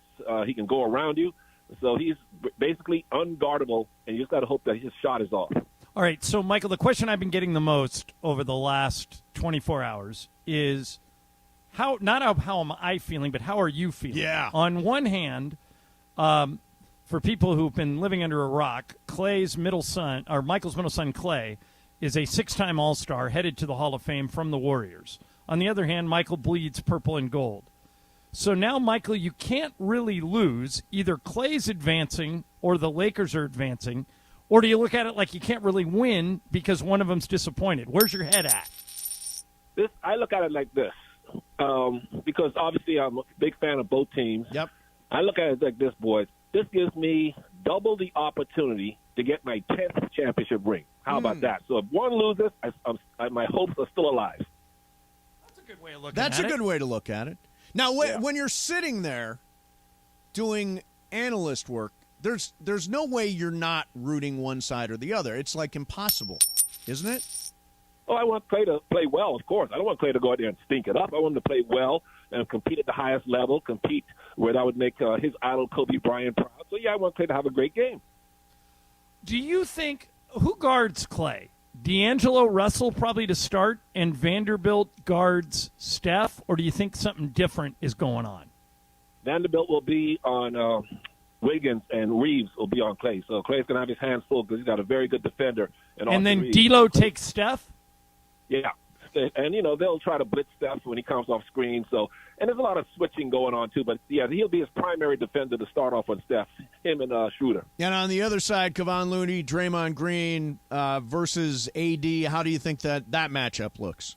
That's going to be a tough matchup. Draymond and LeBron, of course, know each other very well. That's right. The key is Anthony Davis. Kevon Looney is rebounding like Dennis Rodman, but he is going up against a totally different animal in Anthony Davis compared to Domantas Sabonis. Anthony Davis is playing like Bill Russell in the middle on defense, and he basically can score over the top of Kevon Looney very easily. So Anthony Davis is going to be the difference in this series.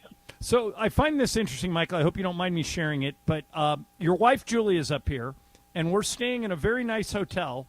And so when you called Julie to say, hey, Julie, why don't you come over to the hotel, what did she say? She'd rather be with her boys. So there is no divided loyalty with Julie, right? She's rooting for Clay. No. Oh, of course.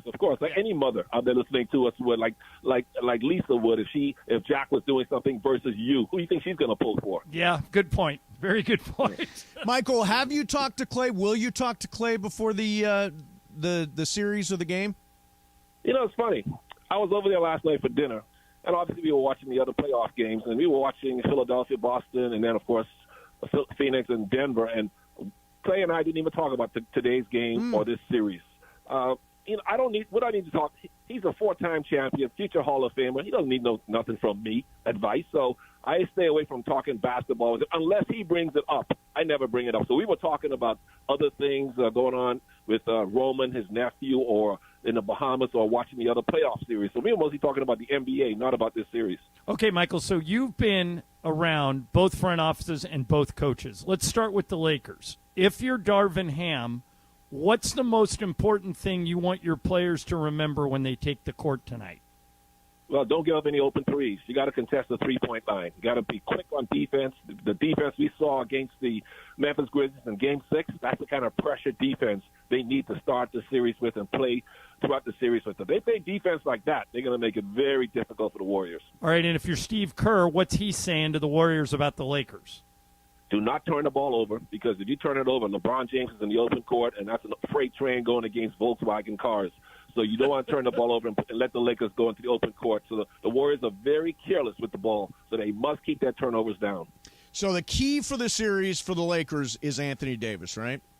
Yeah, I think so. I don't see how Kevon Looney's been playing out of his mind, but there's no way I don't think he could really guard AD one-on-one. And then AD defensively has just been a wall, a stopper in the paint. And if he keeps that up, boy, it's going to be hard to beat the Lakers. Well, listen, Michael, I know you're nervous. I know you're back and forth here. Wait, Michael, are you nervous or are you like me? I'm super excited. Are you a little but you don't have a kid on the other team. I know. So I'm curious, Michael, are you more nervous or more excited? 50-50. Excited to see this series unfold starting tonight. Of course, very nervous. I just want Clay to have a good series. So however it turns out, I want him to play great. All right. Hey, Michael, good luck. We will be listening tonight starting at 7 o'clock, you and John Ireland. And I think it's Friday. No, the game's not till Saturday, so we won't see you until Monday of next week, right? Right. That's right, Monday. Hey, Michael, you want to do Game of Games on Monday? Yeah, I'll do it. Okay. And Pepe said he might come in studio for it. Oh, beautiful. Nice. Okay, good. Love it. All right, MT, good luck, man.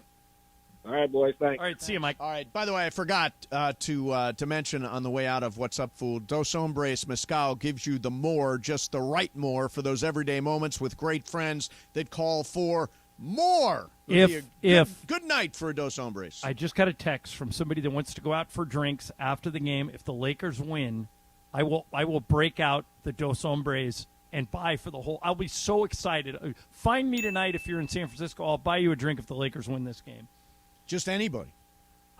Anybody. You'll buy anybody a drink if they find me. Yeah. If they find you. Will you be in the public tonight? If they win, yeah. Between if they lose, what street and what street? If they lose, I may sulk. You know what I discovered over the weekend? What's that? Alcohol has a lot of calories in it. Beer. What are you back above 200? I'm at 199. 199 for now. A little too many old fashions. By the way, you guys know that Bryce Harper's going to play in this Dodgers game tonight? Yeah, that's amazing. Given what is it, 100? Yeah, Tommy John. 159 days in between. Yeah, that's got to be. Now he's only going to DH. He's Yeah, not but gonna that's play got to in be the field. quickest comeback from Tommy John surgery in sports history. Yeah, I wonder what Ever. Shohei Ohtani had the exact same. That's thing. less than half a year, Greg. Yeah, no, it's insane. It's the fastest ever. And this is from a guy who actually is kind of injury prone. So I don't really understand why they're pushing him to come back so fast. Well, but hitting, I watched what's her name on ESPN. You know, What's her name? Stefania Bell. Okay. I saw her on ESPN today talking about the fact that you're hitting. There's no way he's going to throw for a while, but he is going to be able to hit. So he will DH, and the injury apparently it's, I don't know. She said UCL and all that stuff. Well, UCL is the what you get. That's what he had fixed. Yeah, in the Tommy John. I'm no doctor. By the way, the elephant sound I made exactly like elephant sounds. Mm-hmm. Yeah, it sounded like a sick elephant. Did one you that's not- on his, one that's dying. Jorge, I sent you actual elephant Yeah, sounds. I'll pull it up. Yeah, pull it up. I sound exactly like an elephant in those sounds. I feel sad for that elephant. No, it's for real. It's for on his- real. on his And last that- dying and by the way, legs. you could give me a heads up that I'm going to have to make an animal sound, and then He tried. A cat He was at the taken. mercy of slow texting. A cat was taken. A giraffe was taken. I mean, you a could have monkey been a was cat. taken.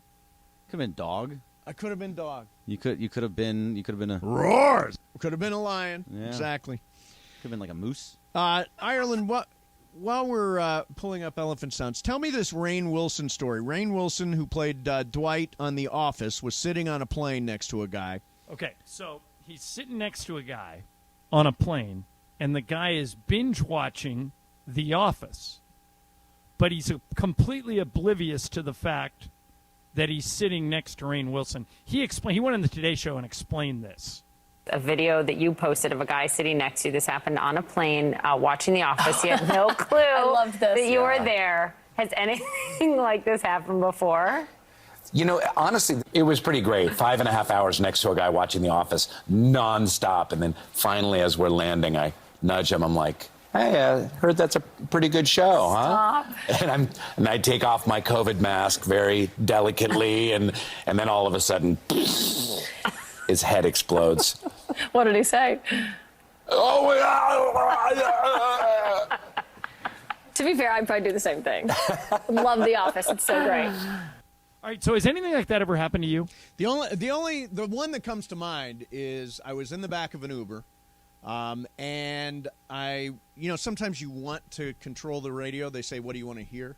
So I said, can you put on 710? And he put on 710, and then he said, I hate that station. So screw you, Uber guy. Something similar happened to me. When I moved into my house where I'm living now in Manhattan Beach, my next door neighbor, I'd never met her before, and I walked out front and she said, so what do you do? And I said, I'm a sportscaster. She goes, really? Would I have seen you of anything? And I said, well, only if you watch Channel 2 or Channel 9. And she goes, that's all I watch. I said, did you watch last night? She goes, yes. I go, did you see that guy doing the live shot from the Laker game? She said, yes. I said, that was me. She goes, no, it wasn't. Really? And I go, it was. I'm not pulling your leg. That was me. She goes, no, that was somebody else. I go, okay. And I went back inside. Wow. And then later she figured it out. And she goes, I was absolutely convinced it wasn't you. Yeah, I wasn't lying to you. Hey, Jorge, hit the breaking news thing. Oh, and more breaking news. Yeah, this is good. We have received a text, Mace, you and I. Yes. Only 70 calories in an ounce of Dos Hombres. Mix with soda and sip that all night. Thanks for the support. Go Lakers, Brian Cranston. There you go. Brian's listening. Only 70 He's rooting calories. for the Lakers, and I'm sipping Dos Hombres all night if the Very Lakers nice. win. Very nice. Bergman, you had a story related to that? Yes. So I've been living in my apartment complex for probably about 5 years now, and I walk by and I say hi to basically everybody. Sure. And there's this one guy that I always stop by. His name is James, and we would stop and just like chit chat a little bit. Yeah. And then finally, after a couple of years of just chit chatting, he goes, so what do you do? Where are you coming back from? I like your ESPN LA hat or whatever I was wearing. Yeah. And I was like, oh no, I work there. And he goes, oh, you do? What's your name? I was like, Greg Bergman. And he goes, corporate Greg? No way. So for years, I've been living with this guy in the same complex, Yeah. and he he loves the station, he loves the show, but he had no idea it was me. I had totally forgotten this one. My friend Ben Fleet. So there's this guy named Ben Fleet who was a very big Mason and Ireland listener for years and years. Moved to Venice, happened to move to the unit next to mine. You remember my old building, John, condo building, and he was right next door. And yeah, that building was practically in the ocean. Yeah. But you lived in a refrigerator box. Correct. And he apparently at one point joked that, hey, we're moving to Venice. Maybe I'll meet Steve Mason. And my apartment, my condo, flooded into his. Oh, no. And that's how he met Steve Mason. Oh, no. My condo flooded into Ben Fleet, huge Red Sox fan, huge Patriots fan. I always try to jinx him on all that Boston stuff. I'm sure he's rooting for the Celtics right now, but Ben Fleet, really good guy. All right, coming up next, do we have evidence that my elephant sound is a lot like a real elephant? Yeah. We have evidence of something. Yeah, we have evidence. Mason in Ireland, 17.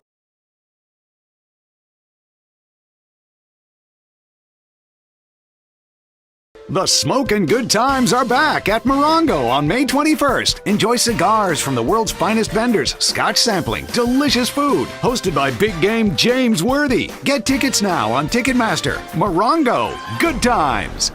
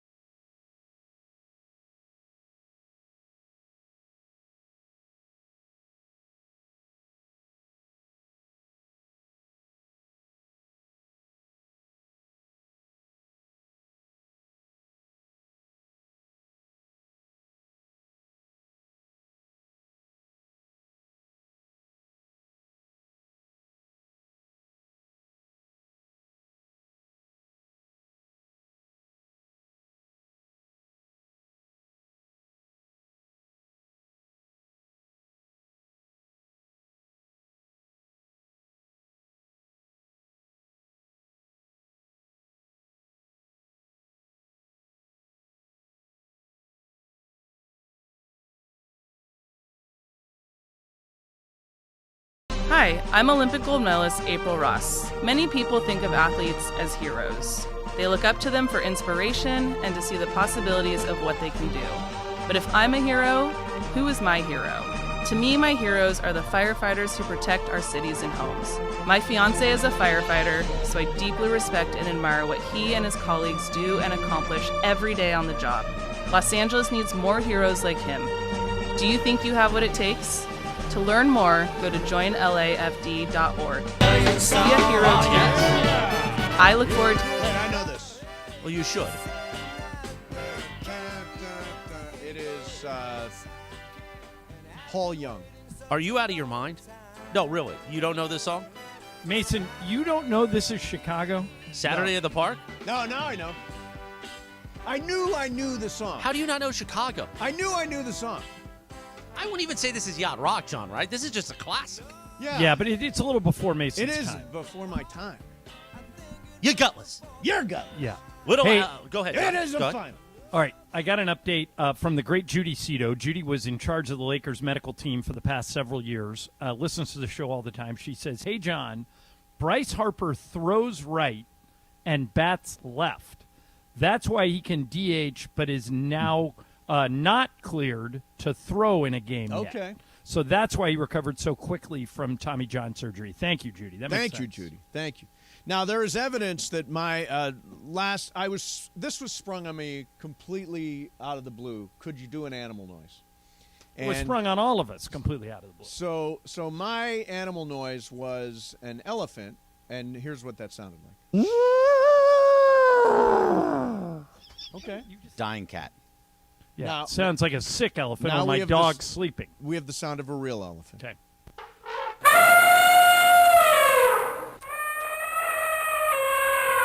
Is it really that bad? Now play Mason's again. See, the real elephant is very booming and resonant. Your elephant is sick.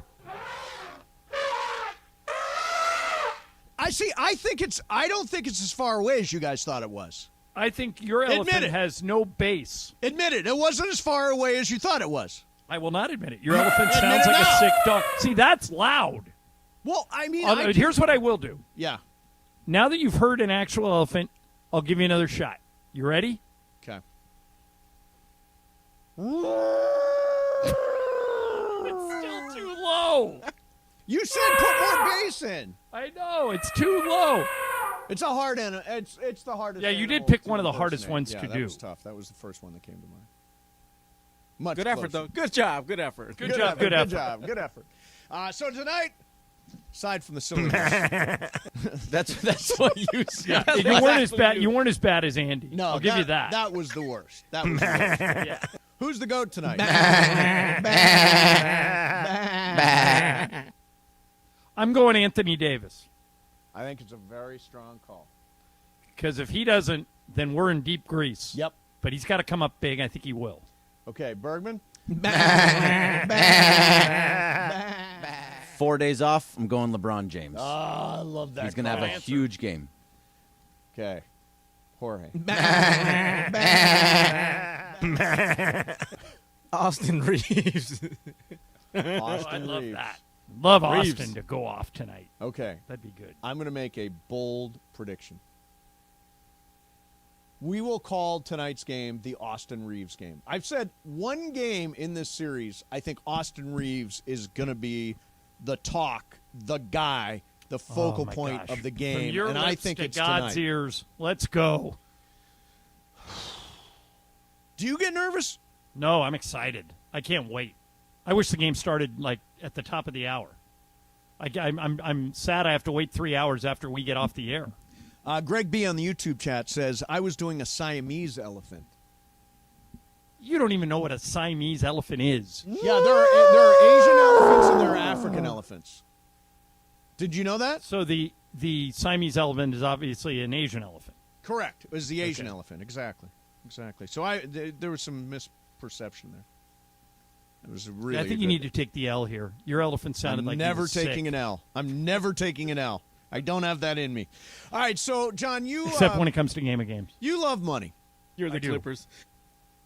More than anything. Okay, so and I've always said money is not the most important thing, and I still believe that. Said like someone who has a lot of money. So money is not the most important thing. It's not what makes my life great.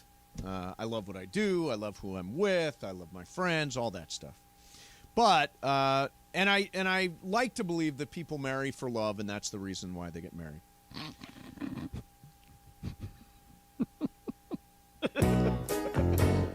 Go ahead. I'm dancing right now in my chair.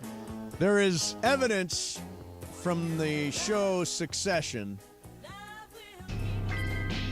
that I am wrong. Now, I have not seen Sunday's episode yet, but I'm guessing this has to do with Tom and Shiv. Correct. So this is a conversation. Okay, I have a question for you before you explain this. Okay. What does it say about me that I find Shiv extremely attractive on that show. She's a horrible person. You want someone that doesn't love you? She's the worst, right? She's the worst. She is. Why She's do awful. I The find worst. her attractive? She is the worst. Is it only because she has all that money? No, because you find bad women attractive. You like all the I like housewives, train they're wrecks, bad. but Shiv's not a train wreck. She's just mean. Yeah, I think maybe. Have you ever? She would own you too. I know. What is my deal? I don't get it. I'm attracted to. Would you put Shiv in the train wreck category? Sorta, maybe. Sorta, maybe. Yeah, sorta. I mean, that must be it. The constantly losing category. So, do you think Tom and Shiv are together because of love? Hell no. Okay. Tom married for money. Here is what Tom, and this tiny bit of the show is going to be spoiled for you. This That's brief okay. conversation. That's okay. Don't worry about it. Tom said this to Shiv. I really, really, really love my career and my money, and the suits and my watches. I like nice things. I do.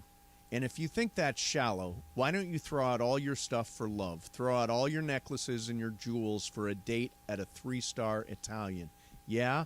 Come and live with me in a trailer park. Are you coming? No, of course not. That And is this so cold. And this is what I have been trying to explain to you for years. That women are, I won't say driven by money, but they want ambition. Right, If but that Tom- doesn't necessarily mean money. But wait a minute. If Tom's in a trailer park, Shiv is out. Don't you agree? Yes. So. But let's face it, Tom has no real talents. Correct. He's just glomming on to Waystar He's a good-looking guy who married into the family. Yeah. I find it strange, and I may be getting ahead of myself here because I haven't seen Sunday's show, but I find it strange that Tom even thinks he's going to survive this unless he gets back with Shiv. If he doesn't get back with Shiv, he's out, right? Well, you'll have to watch the episode. Okay, I'm going to watch it tonight. Yeah, I you'll promise. have to watch the episode. We'll be able to talk openly about it tomorrow. And I still believe, where I come from, John, it is about love. My people back in Toledo, it is about love. You marry your high school sweetheart, you marry your college sweetheart. I have friends that married their college sweethearts. They got lavaliered and engaged and all that stuff that fraternity guys do. Pinned, exactly. And they married their college sweetheart. I have friends like that. They didn't marry for money. Now, this is L.A., so I guess it's a different scenario. Is it just people are more shallow here? Of course. What I mean, why do you think all the guys take their quote-unquote niece to the Laker games? Jorge, did you marry for money? I guess that's a trick question. Yeah, it is a trick question. Yeah. Bergman, did you marry for money? No, they did. They did. When did you have money? I did. That's the problem. I didn't, but I paid for everything. So Right. therefore, Right. She just assumed you had yes, money. assumed. Kelvin Washington, our buddy from Spectrum, has Yes. weighed in. Kelvin says the reason I'm into Shiv is she's just attractive, bro. Yeah, I think that's fair. I think she's very attractive. So Well, that's personality part of means it. nothing. Oh no. Well, Greg, I think all why I I'm- said was she's attractive. No. I think why I'm drawn to her Right. is she's a billionaire. You think it's only the money? Well, no. She's a billionaire who's good looking. But in life, would you be attracted to Sarah Snook, or are you only attracted to the character? I think I'm only attracted to the character. Yeah. You like malicious, evil people That have a lot of money. that have a lot of money. Yes. And you would be Tom. You actually. Oh, that's right. I You would be Tom. And would jump at it. Yeah. Ooh. That's your. Although I also think you're. I think there's some Connor in you.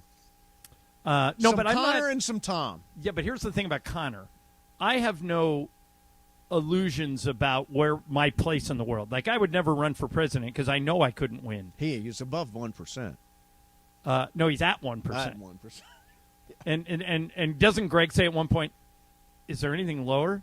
And he goes, yes, half of 1%. Half of 1%, exactly. Yeah, Connor is delusional. I would just be. You're Tom. Yeah, I'm Tom. That's true. And I'm Roman. Yes, with the foul mouth. With the foul mouth, exactly. All right, coming up, we're getting ready for game one. It is coming up for you. 7 o'clock, you'll hear the game here. 5:30 is pregame. We got Shadano and Cappy coming up in Game of Games. Ireland, and you send us a little note every day.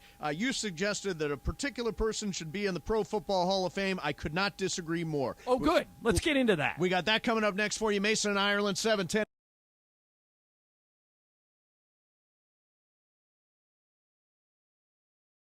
The smoking good times are back at Morongo on May 21st. Enjoy cigars from the world's finest vendors, scotch sampling, delicious food. Hosted by Big Game James Worthy. Get tickets now on Ticketmaster. Morongo, good times.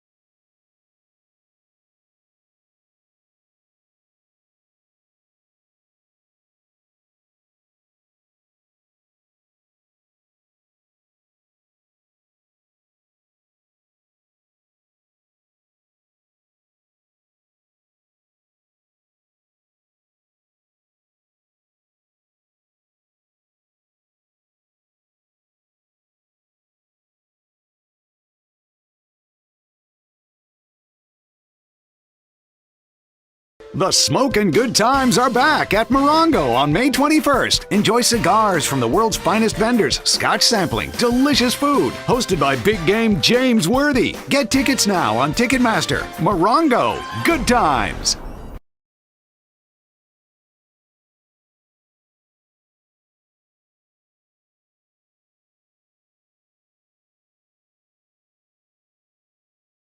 Hi, I'm Olympic gold medalist April Ross. Many people think of athletes as heroes. They look up to them for inspiration and to see the possibilities of what they can do.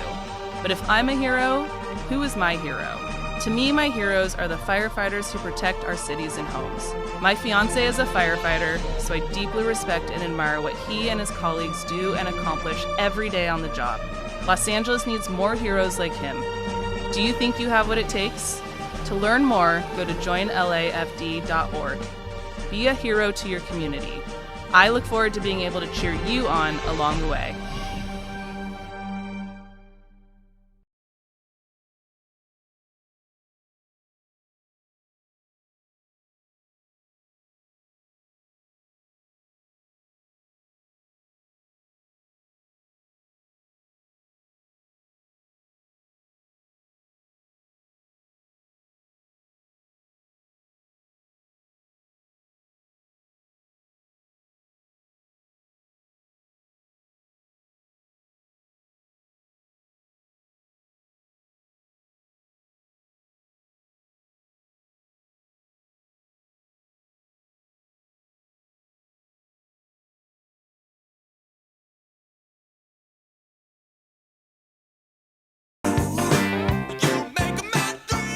Happy Veggie Tuesday on Mason and Ireland.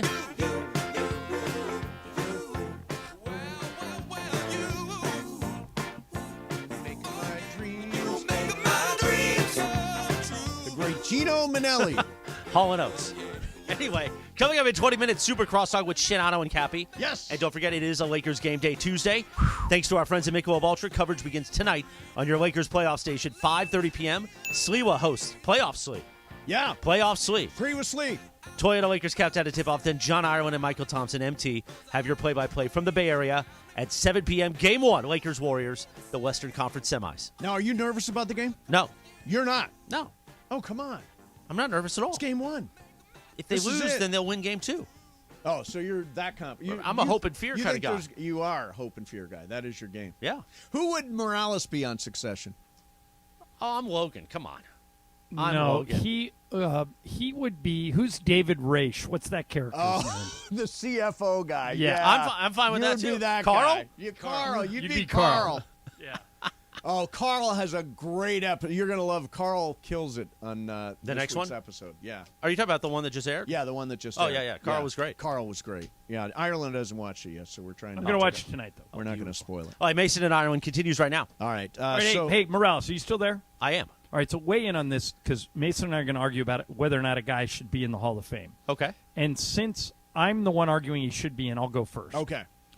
I think there are many, many people that are in any sports Hall of Fame as contributors. For example, Steve Sable, who created NFL Films, is in the Hall of Fame as a contributor.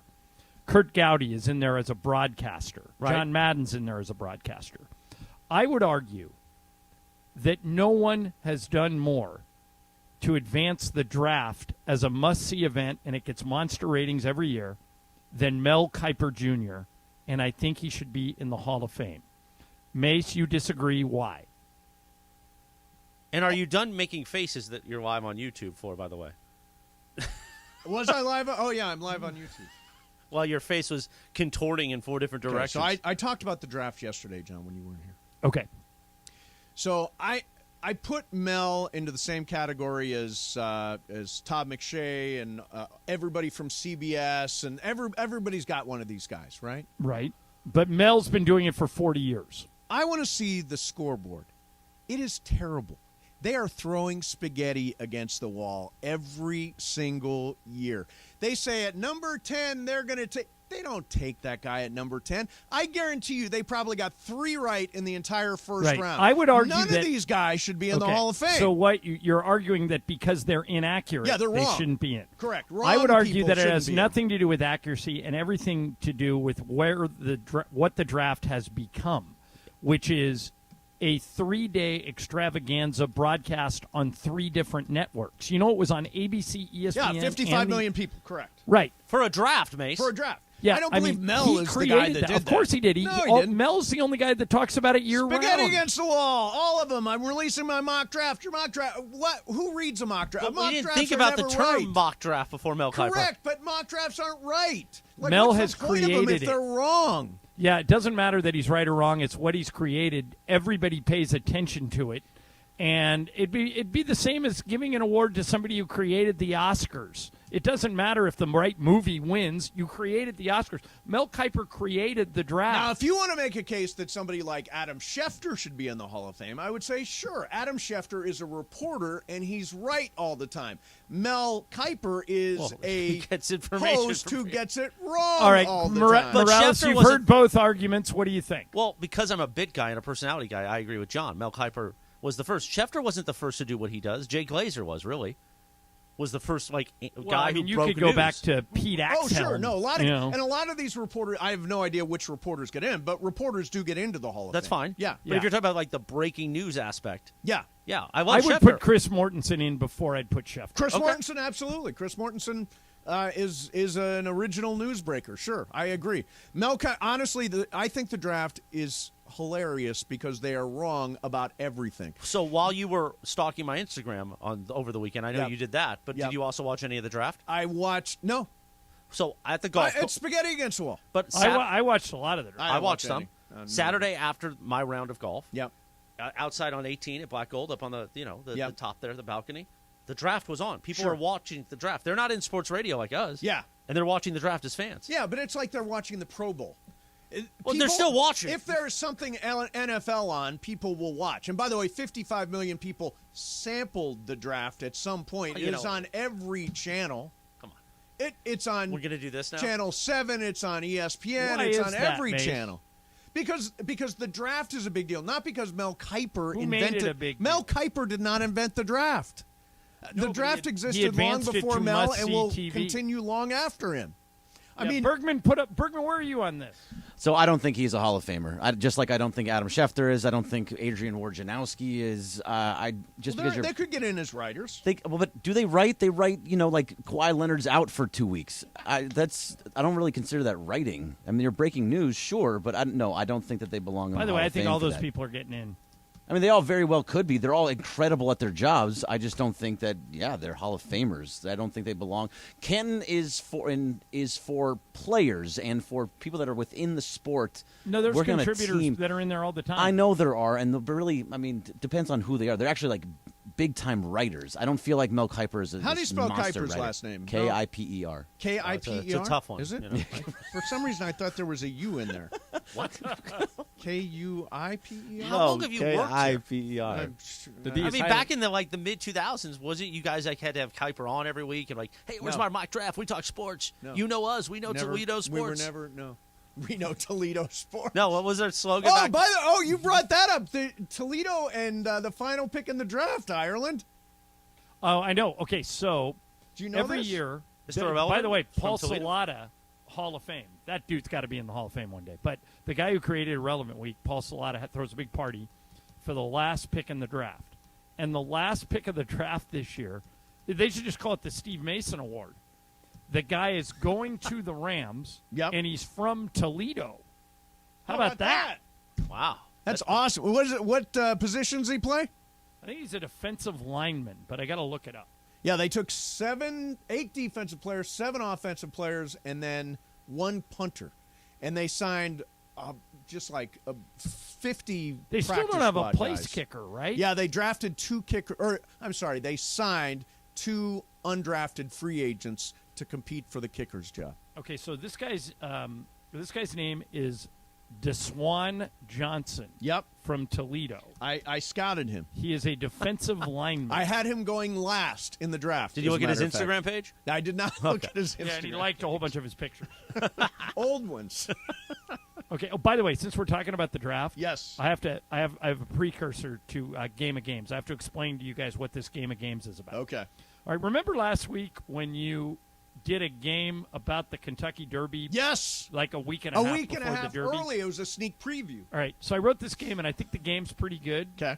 But it's about number 1 picks in the NFL draft because I thought I was doing the game on Friday. Oh. So we're doing it today. We're That's doing it all a right. couple of days late. That's the game coming up. It's all right. We don't have to nail everything. Well, I mean, it's a good game, but that's what the subject is, and it's coming up next. Who's playing, by the way? Wipe the smirk off your face, Morales. I was just thinking of the next livery today. Yeah. All right. Good. yeah. Jacob Imrani's here. Jacob is going to play Game of Games. Okay, Jacob. This will be tough for Jacob because it is not multiple choice. Oh, no, it's not multiple. Jacob's like throwing up his hands. No. Jacob could still get it. All right. Jacob knows the answers to all. He's heard of all these people. So we'll see. Okay. I want to talk about my mom. So I talk about my mom all the time on the show. You know my mom and not stepdad Leo, and she lives out in Palm Desert, and she really is. I mean, she's my best friend. And Mother's Day is officially here. It is coming up, and right now I'm recommending bouquets. That's short for bouquets. This is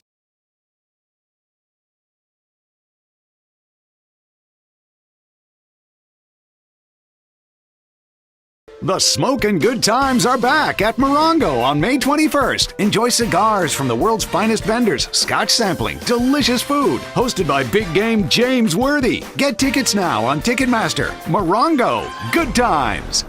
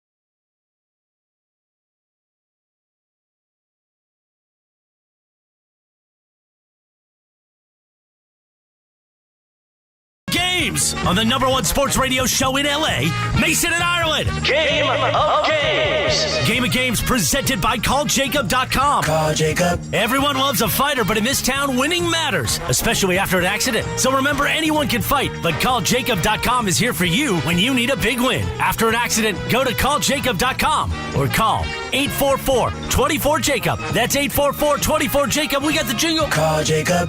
Thank you. Game of Games time. Take it away, Mace. All right, here we go. It's Game of Games time, and the Jacob Emrani is with us. Jacob, how you doing? I'm doing great. How are you? Everything is good. John's up in San Francisco getting ready Jacob, for how the you game. feeling about tonight? Hey, John, I'm feeling good. This is the me game. too. We Yeah, got to can't come out. wait. We Can't got to wait. come out and punch him in the mouth. That's what I think. Excellent. Exactly. Okay. All right, we'll talk about the game coming up. In the meantime, it is John's game. What do you got, John? All right, this weekend was the NFL draft. Yep. Bryce Young, the Alabama quarterback, was taken with the first overall pick. Mel In got that honor one of- right. Okay.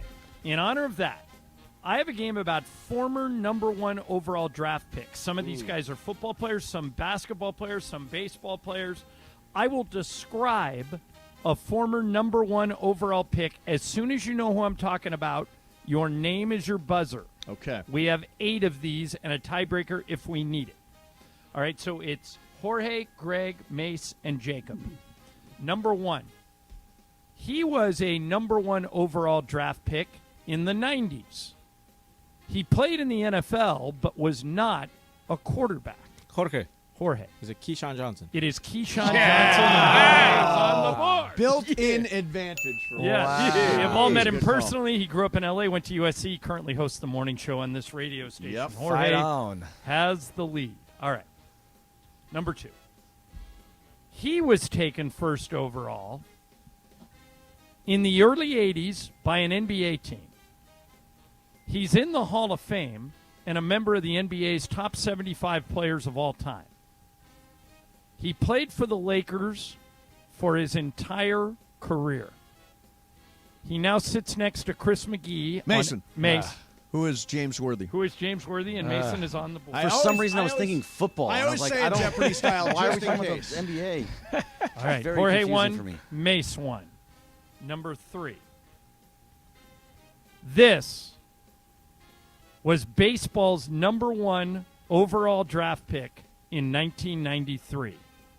Greg. Greg. Who is Alex Rodriguez? Boom, Alex Rodriguez. Wow. You knew that just from that one clue? I did know that. I used to have his baseball card. He's the baseball From guy. right, yeah. Right, he's as famous for what he's No, done I off knew the that field there was as like what this- he did on it. He should be in the Hall of Fame, but PED's tainted his career, so he's not.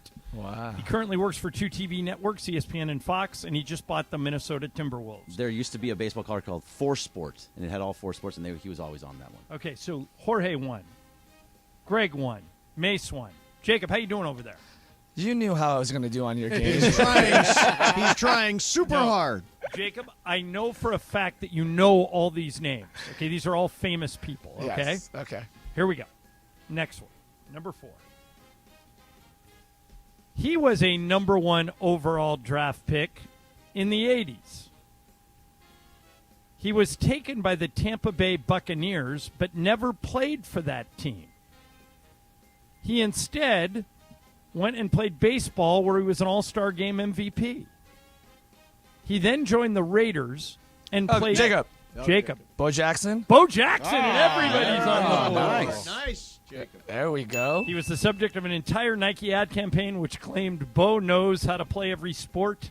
It is 1 to 1 to 1 to 1. Number 5. This former #1 pick was on the cover of Sports Illustrated when he was 16. Greg. Who is LeBron James? Yeah. Incorrect. Oh. No. He has since won Rookie of the Year and 2 regular season MVP awards in Major League Baseball. He grew up in Las Vegas, but both of his professional teams play back east. Mason. Mace. Who is Bryce Harper? Bryce Harper is the correct say answer, that. and Mason Wow, has the good lead. job. I knew it after that. He is currently the highest paid player on the Phillies in the middle of a 13-year, $330 million contract. Okay. Number 6. Tight. This former #1 pick grew up in Southern California. He won the Heisman Trophy in the early 2000s. He was Pete Carroll's Mace. Who was Matt Leinart? No. Jacob. Oh, right. Jacob. He's not a number one. No, Reggie Bush is not a. Yeah. All right, Mace and Jacob are both out. okay, here we Jorge go, and Jorge. Greg. Let's listen to all of it. All right. The About team Pete that Carroll. drafted him was Cincinnati, but he also played for the Raiders and went to the Super Bowl with Arizona. If they don't know it, can we jump in? No. No, nobody's got The it. social media team's jumping up and down. They're No, like, come on. give me the clues again. I don't remember them now. All right, former number one pick, grew up in Southern California, won the Heisman Trophy in the early 2000s with Pete Carroll's first-grade quarterback at USC. Greg, who's Carson Palmer? Correct. Yes. All right, so Bergman got it. It's Bergman 2, Mason 2, Jacob 1, and Jorge 1. How many are left? Yeah, the social media team's jumping up and down. They're like, All right, come on, there are 2 left, and we have a tiebreaker if we need it. Okay. This guy was the first international player taken number 1 in his sport. He won 2 championships. Jorge. Michael Thompson. Michael Thompson is a correct answer, and Jorge has joined it. All right, so Jorge 2, Greg 2, Steve 2, Jacob 1. Wow. Jacob, you need this one to qualify for the tiebreaker. But one of us can win outright. Correct. Yes. All right. Here it is. This number 1 overall pick spent the first 9 years of his professional career in Los Angeles. He didn't play at all during what would have been his rookie season due to an injury. The next year, he won Rookie of the Year and was named an All-Star. He also won the NBA Slam Dunk Contest that year by jumping over a car. Mason. Who is Blake Griffin? Blake Griffin and Mason is your Dang it. Nice job. He's Let's still in go. the NBA, but just barely. Do you guys know that Blake Griffin's still in the NBA? Yes. Still with the Nets? Yeah, Nope. wasn't he? Does anybody know who he plays for? Celtics? Yes, Jacob. He sits on the bench for the Yes, Celtics. the Celtics. All right, we'll do the tiebreaker just for fun. Including Michael Vick, who was taken first in 2001. How many number 1 overall picks in this century? So, of the 24 picks, how many of those have been quarterbacks? Closest without going over, Mace. Okay, how many years? 24. I will say 20. Okay, Jacob. 16. Oh, that's awesome. Greg. Shoot, I was going to say 16. I'll go one less and say 15. Because you can't go over. Jorge. 12. Greg, you should have gone one more. Jacob's the winner. It's 17. All right. It's 17. Bryce Young was the 17th quarterback taken. Wow. But good job, Mace. Yeah. John, you surprised me Needed with to with a Clipper player in this. My brain was not going there. There's None gonna of be- none of gonna our be brains Clipper. go there. Jacob, the only way I would do it is I had 2 Lakers, Worthy and Michael, and 1 Clipper. That's right. All right. So that's the way I got away with it. So, Jacob, what's the key to this series? Anthony Davis coming Amen. out and just being himself. If he should just play defense. If he No, we need points, too. No, I know, but John, you have enough people that can get us points. If Anthony Davis is cleaning the board and not letting anybody come in there and shoot like he did in the last game, the other players on Memphis were literally scared to shoot around him. It just opens up the game for everybody else. The way he was playing, it reminds me of when Shaq was, standing in the center position for us and nobody can get through. I mean, he was just cleaning it. Of course, if he gives us points, it's great. But defense here, I think, would be key if AD can give us the defense. But I think we want him to attack also, especially given the fact that He's going up against Looney. Kevon Looney. Anthony Davis should be able to go at the basket with Kevon Looney on him. Well, absolutely, and we've had a few days to rest. Yep.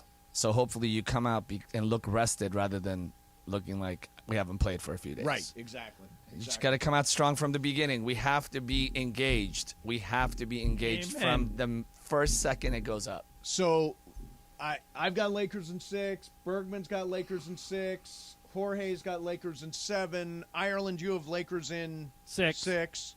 Where are you, Jacob? I think it's going to go 7. You think it's going to go I 7? think it's going to go Lakers in 7. 7. And win there. Oh, hell yeah. Oh, I'm sorry. Am I not allowed to say that? You're allowed to say any effing thing you want. I mean, the reality is, it's just interesting. It's like we really have what it takes to go as far as we can go. It's like you can't say, well, we have this and we don't have that. You got shooting. You've got the Defense. bigs. You've got defense. I mean, you just have what it takes. You just got to do it when you're out there. Yeah. All right, man. Well, thanks for coming in. Exciting night. Game 1 in San Francisco. Game of Games is powered by Call Jacob. Winning matters. That's why after an accident, you go to calljacob.com. Yeah, that's right. Or call 844-24-JACOB. That's 844-24-JACOB. Jacob, great seeing you. Thank you. Go Lakers. See you next week. Go Lakers. See you, it is John. time for Super Crosstalk. ESPN AM 710 Los Angeles. KRDC AM 1110 Pasadena, Los Angeles. K256CX 99.1 FM Pasadena, Los Angeles. It's the greatest segment in LA sports radio history. Oh my God. When the shows come together for magic on the radio. It will only grow stronger. Super Crosstalk. Are we ready for Sedano and Cap to join Mason in Ireland? Super Crosstalk begins. Super Crosstalk. Presented by Coors Light. Coors Light. Made to chill. It's time for Super Crosstalk. There you go. What's up, guys? Yo. Yo. Yo. You excited? Yeah, of course. Yeah. Why aren't you excited? Yeah, game 1. Are you serious? It's a big night. Big night. Yeah. We got keys. We got keys to the game coming up. Oh, you do? You've got keys to the game. Oh, man. Top 5 keys. Cappy and I even went over them together, actually. Wait a minute. So there was actually a call with all 3 of you? No, Lindsay? just me and Cappy. Oh, just you and Cappy. Yeah. So This was Lindsay like- was this excluded from this. This was hardcore basketball talk. Mace. Really? Well, we talked before they talked. Okay, Yeah, got it. Right, Yeah. but hardcore, Mace. Hardcore. I knew Lindsay had to be in there somewhere. No, Lindsay was in the pre-conversation, but Cappy and I had the conversation. Because it's weird is your show works a little bit like ours in that it sounds like, George, you talk to Lindsay, but Cappy doesn't. And I talk to Cappy every day. Do you talk to Cappy every day? I talk to George. We just can't all 3 talk together because otherwise it takes way too long. Oh, plus there's the Cappy cast and all that stuff. Right, exactly. Yeah, exactly. We got to work around the Cappy Yeah. cast. So the keys to the game, there are 5 of them, huh? Yeah, 5 big keys, Mace. Ireland, what's your biggest key to the game? Anthony Davis. See, I think if it's he that plays, easy. If he plays defense the way he played in the last Memphis game, the Lakers are going to win tonight. But that's a big if. It's harder for him because Memphis took the ball to the rim, and the Yeah. Warriors shoot a lot of threes. He can't block threes. So that's why I think it comes down to. So how much money are you willing to spend tonight on people if they approach you? I heard that earlier. Yeah, Ireland's Yeah, buying well, everybody if drinks. they find me, if the Lakers win the game and they find me, the drinks are on me. Where's this going to be? I don't know. I'm going to be out about. I'm going to be out in the city. You're going to hit the clubs? Yes. After a win, you hit the clubs. Yes. Wait. Remember the last time that happened with you and Sliwa in Vegas, okay? Yeah, I know. Are you I planning on dropped a going- bunch of money. I don't think I'll drop that much, but who knows? Are you planning on going to a gentleman's club this evening? No, I'm not planning on it, but if the Lakers win, all bets are off. Okay. Wow. Any suggestions? Anybody here have any gentlemen's clubs for Well, you know, John I am to- in San Francisco, Cap, so there's a different meaning to gentleman's club up here, if you know what I mean. No, I Well, didn't. no, that's not the same thing. You're Well, you're not going to the Castro. I don't even know what that is. No, I do.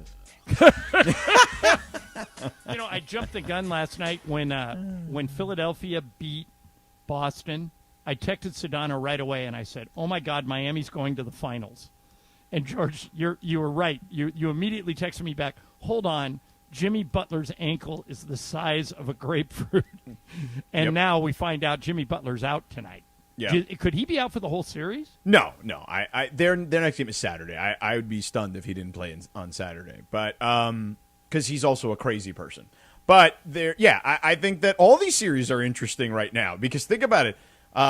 You know, the Heat won and the Sixers won. We were on the air when that thing happened last night, and you text me. It was wild. Even Cappy was into it. Well, we were actually at a commercial break when Harden hit the 3-point shot, and Sedano was going crazy, losing his mind, and then we got back on the air, and he did like a full play-by-play as if he was sitting courtside. So it was hard not to be excited, George. I was sitting right next to Kevin Harlan, who was watching it on TV.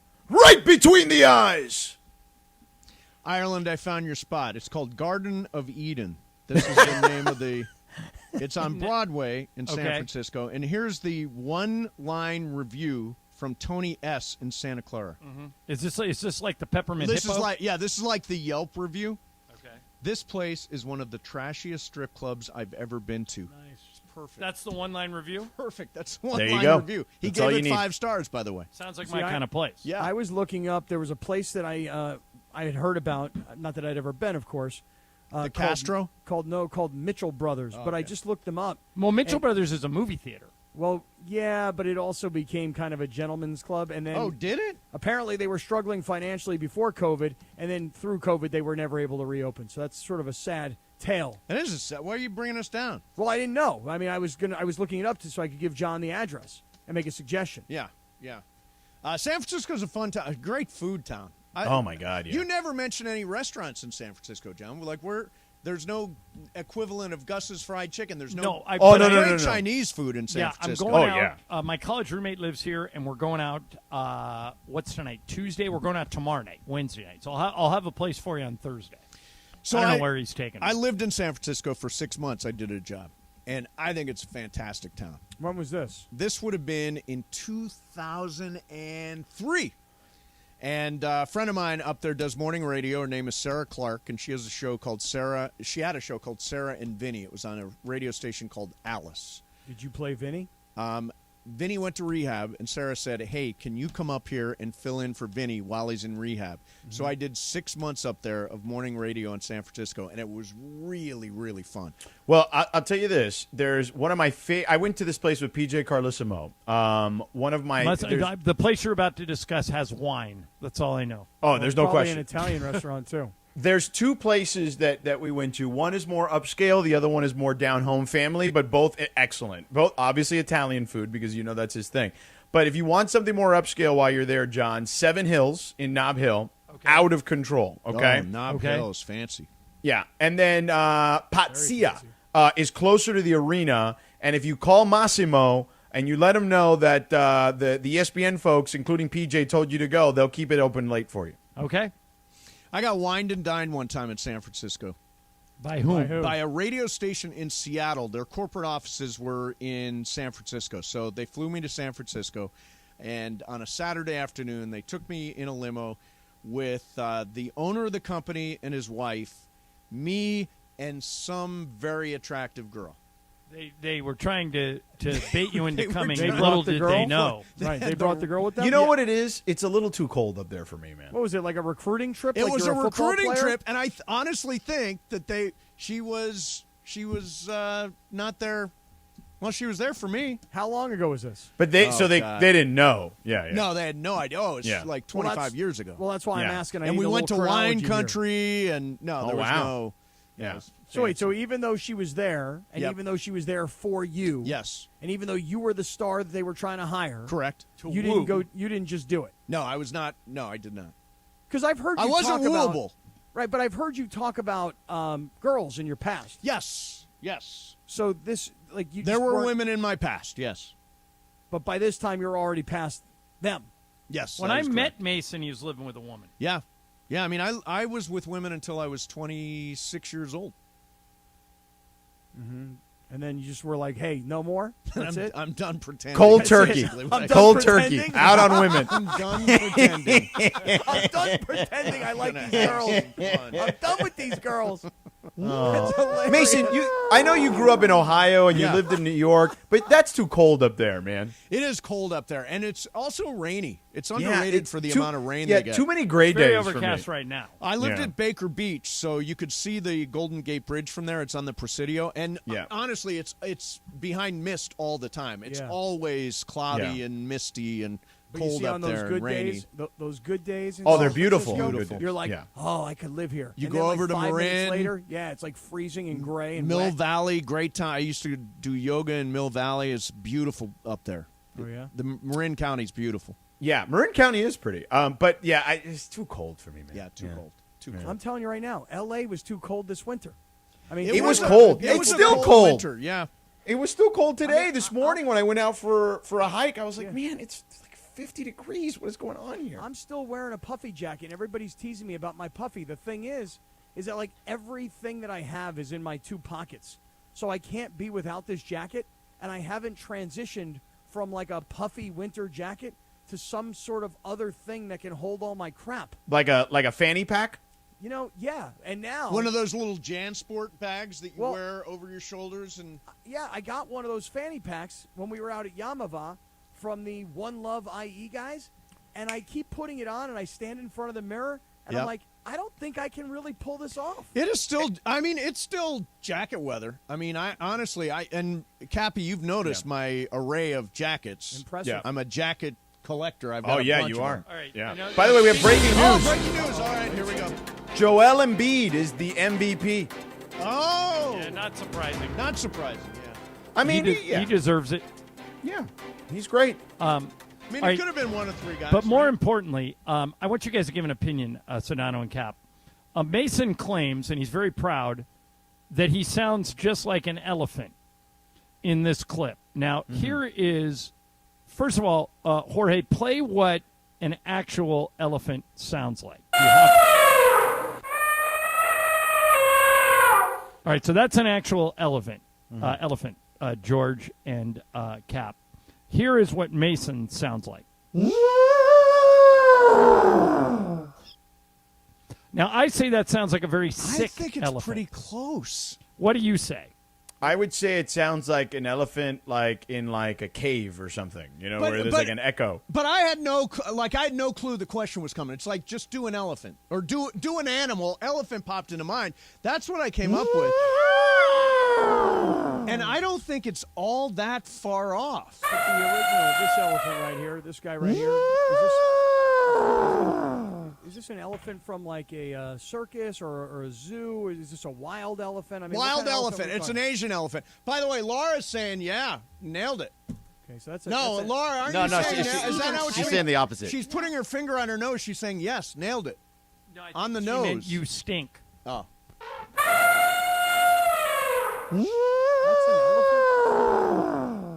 Wait, Mason sounds like Steven Tyler. That's what it sounds like.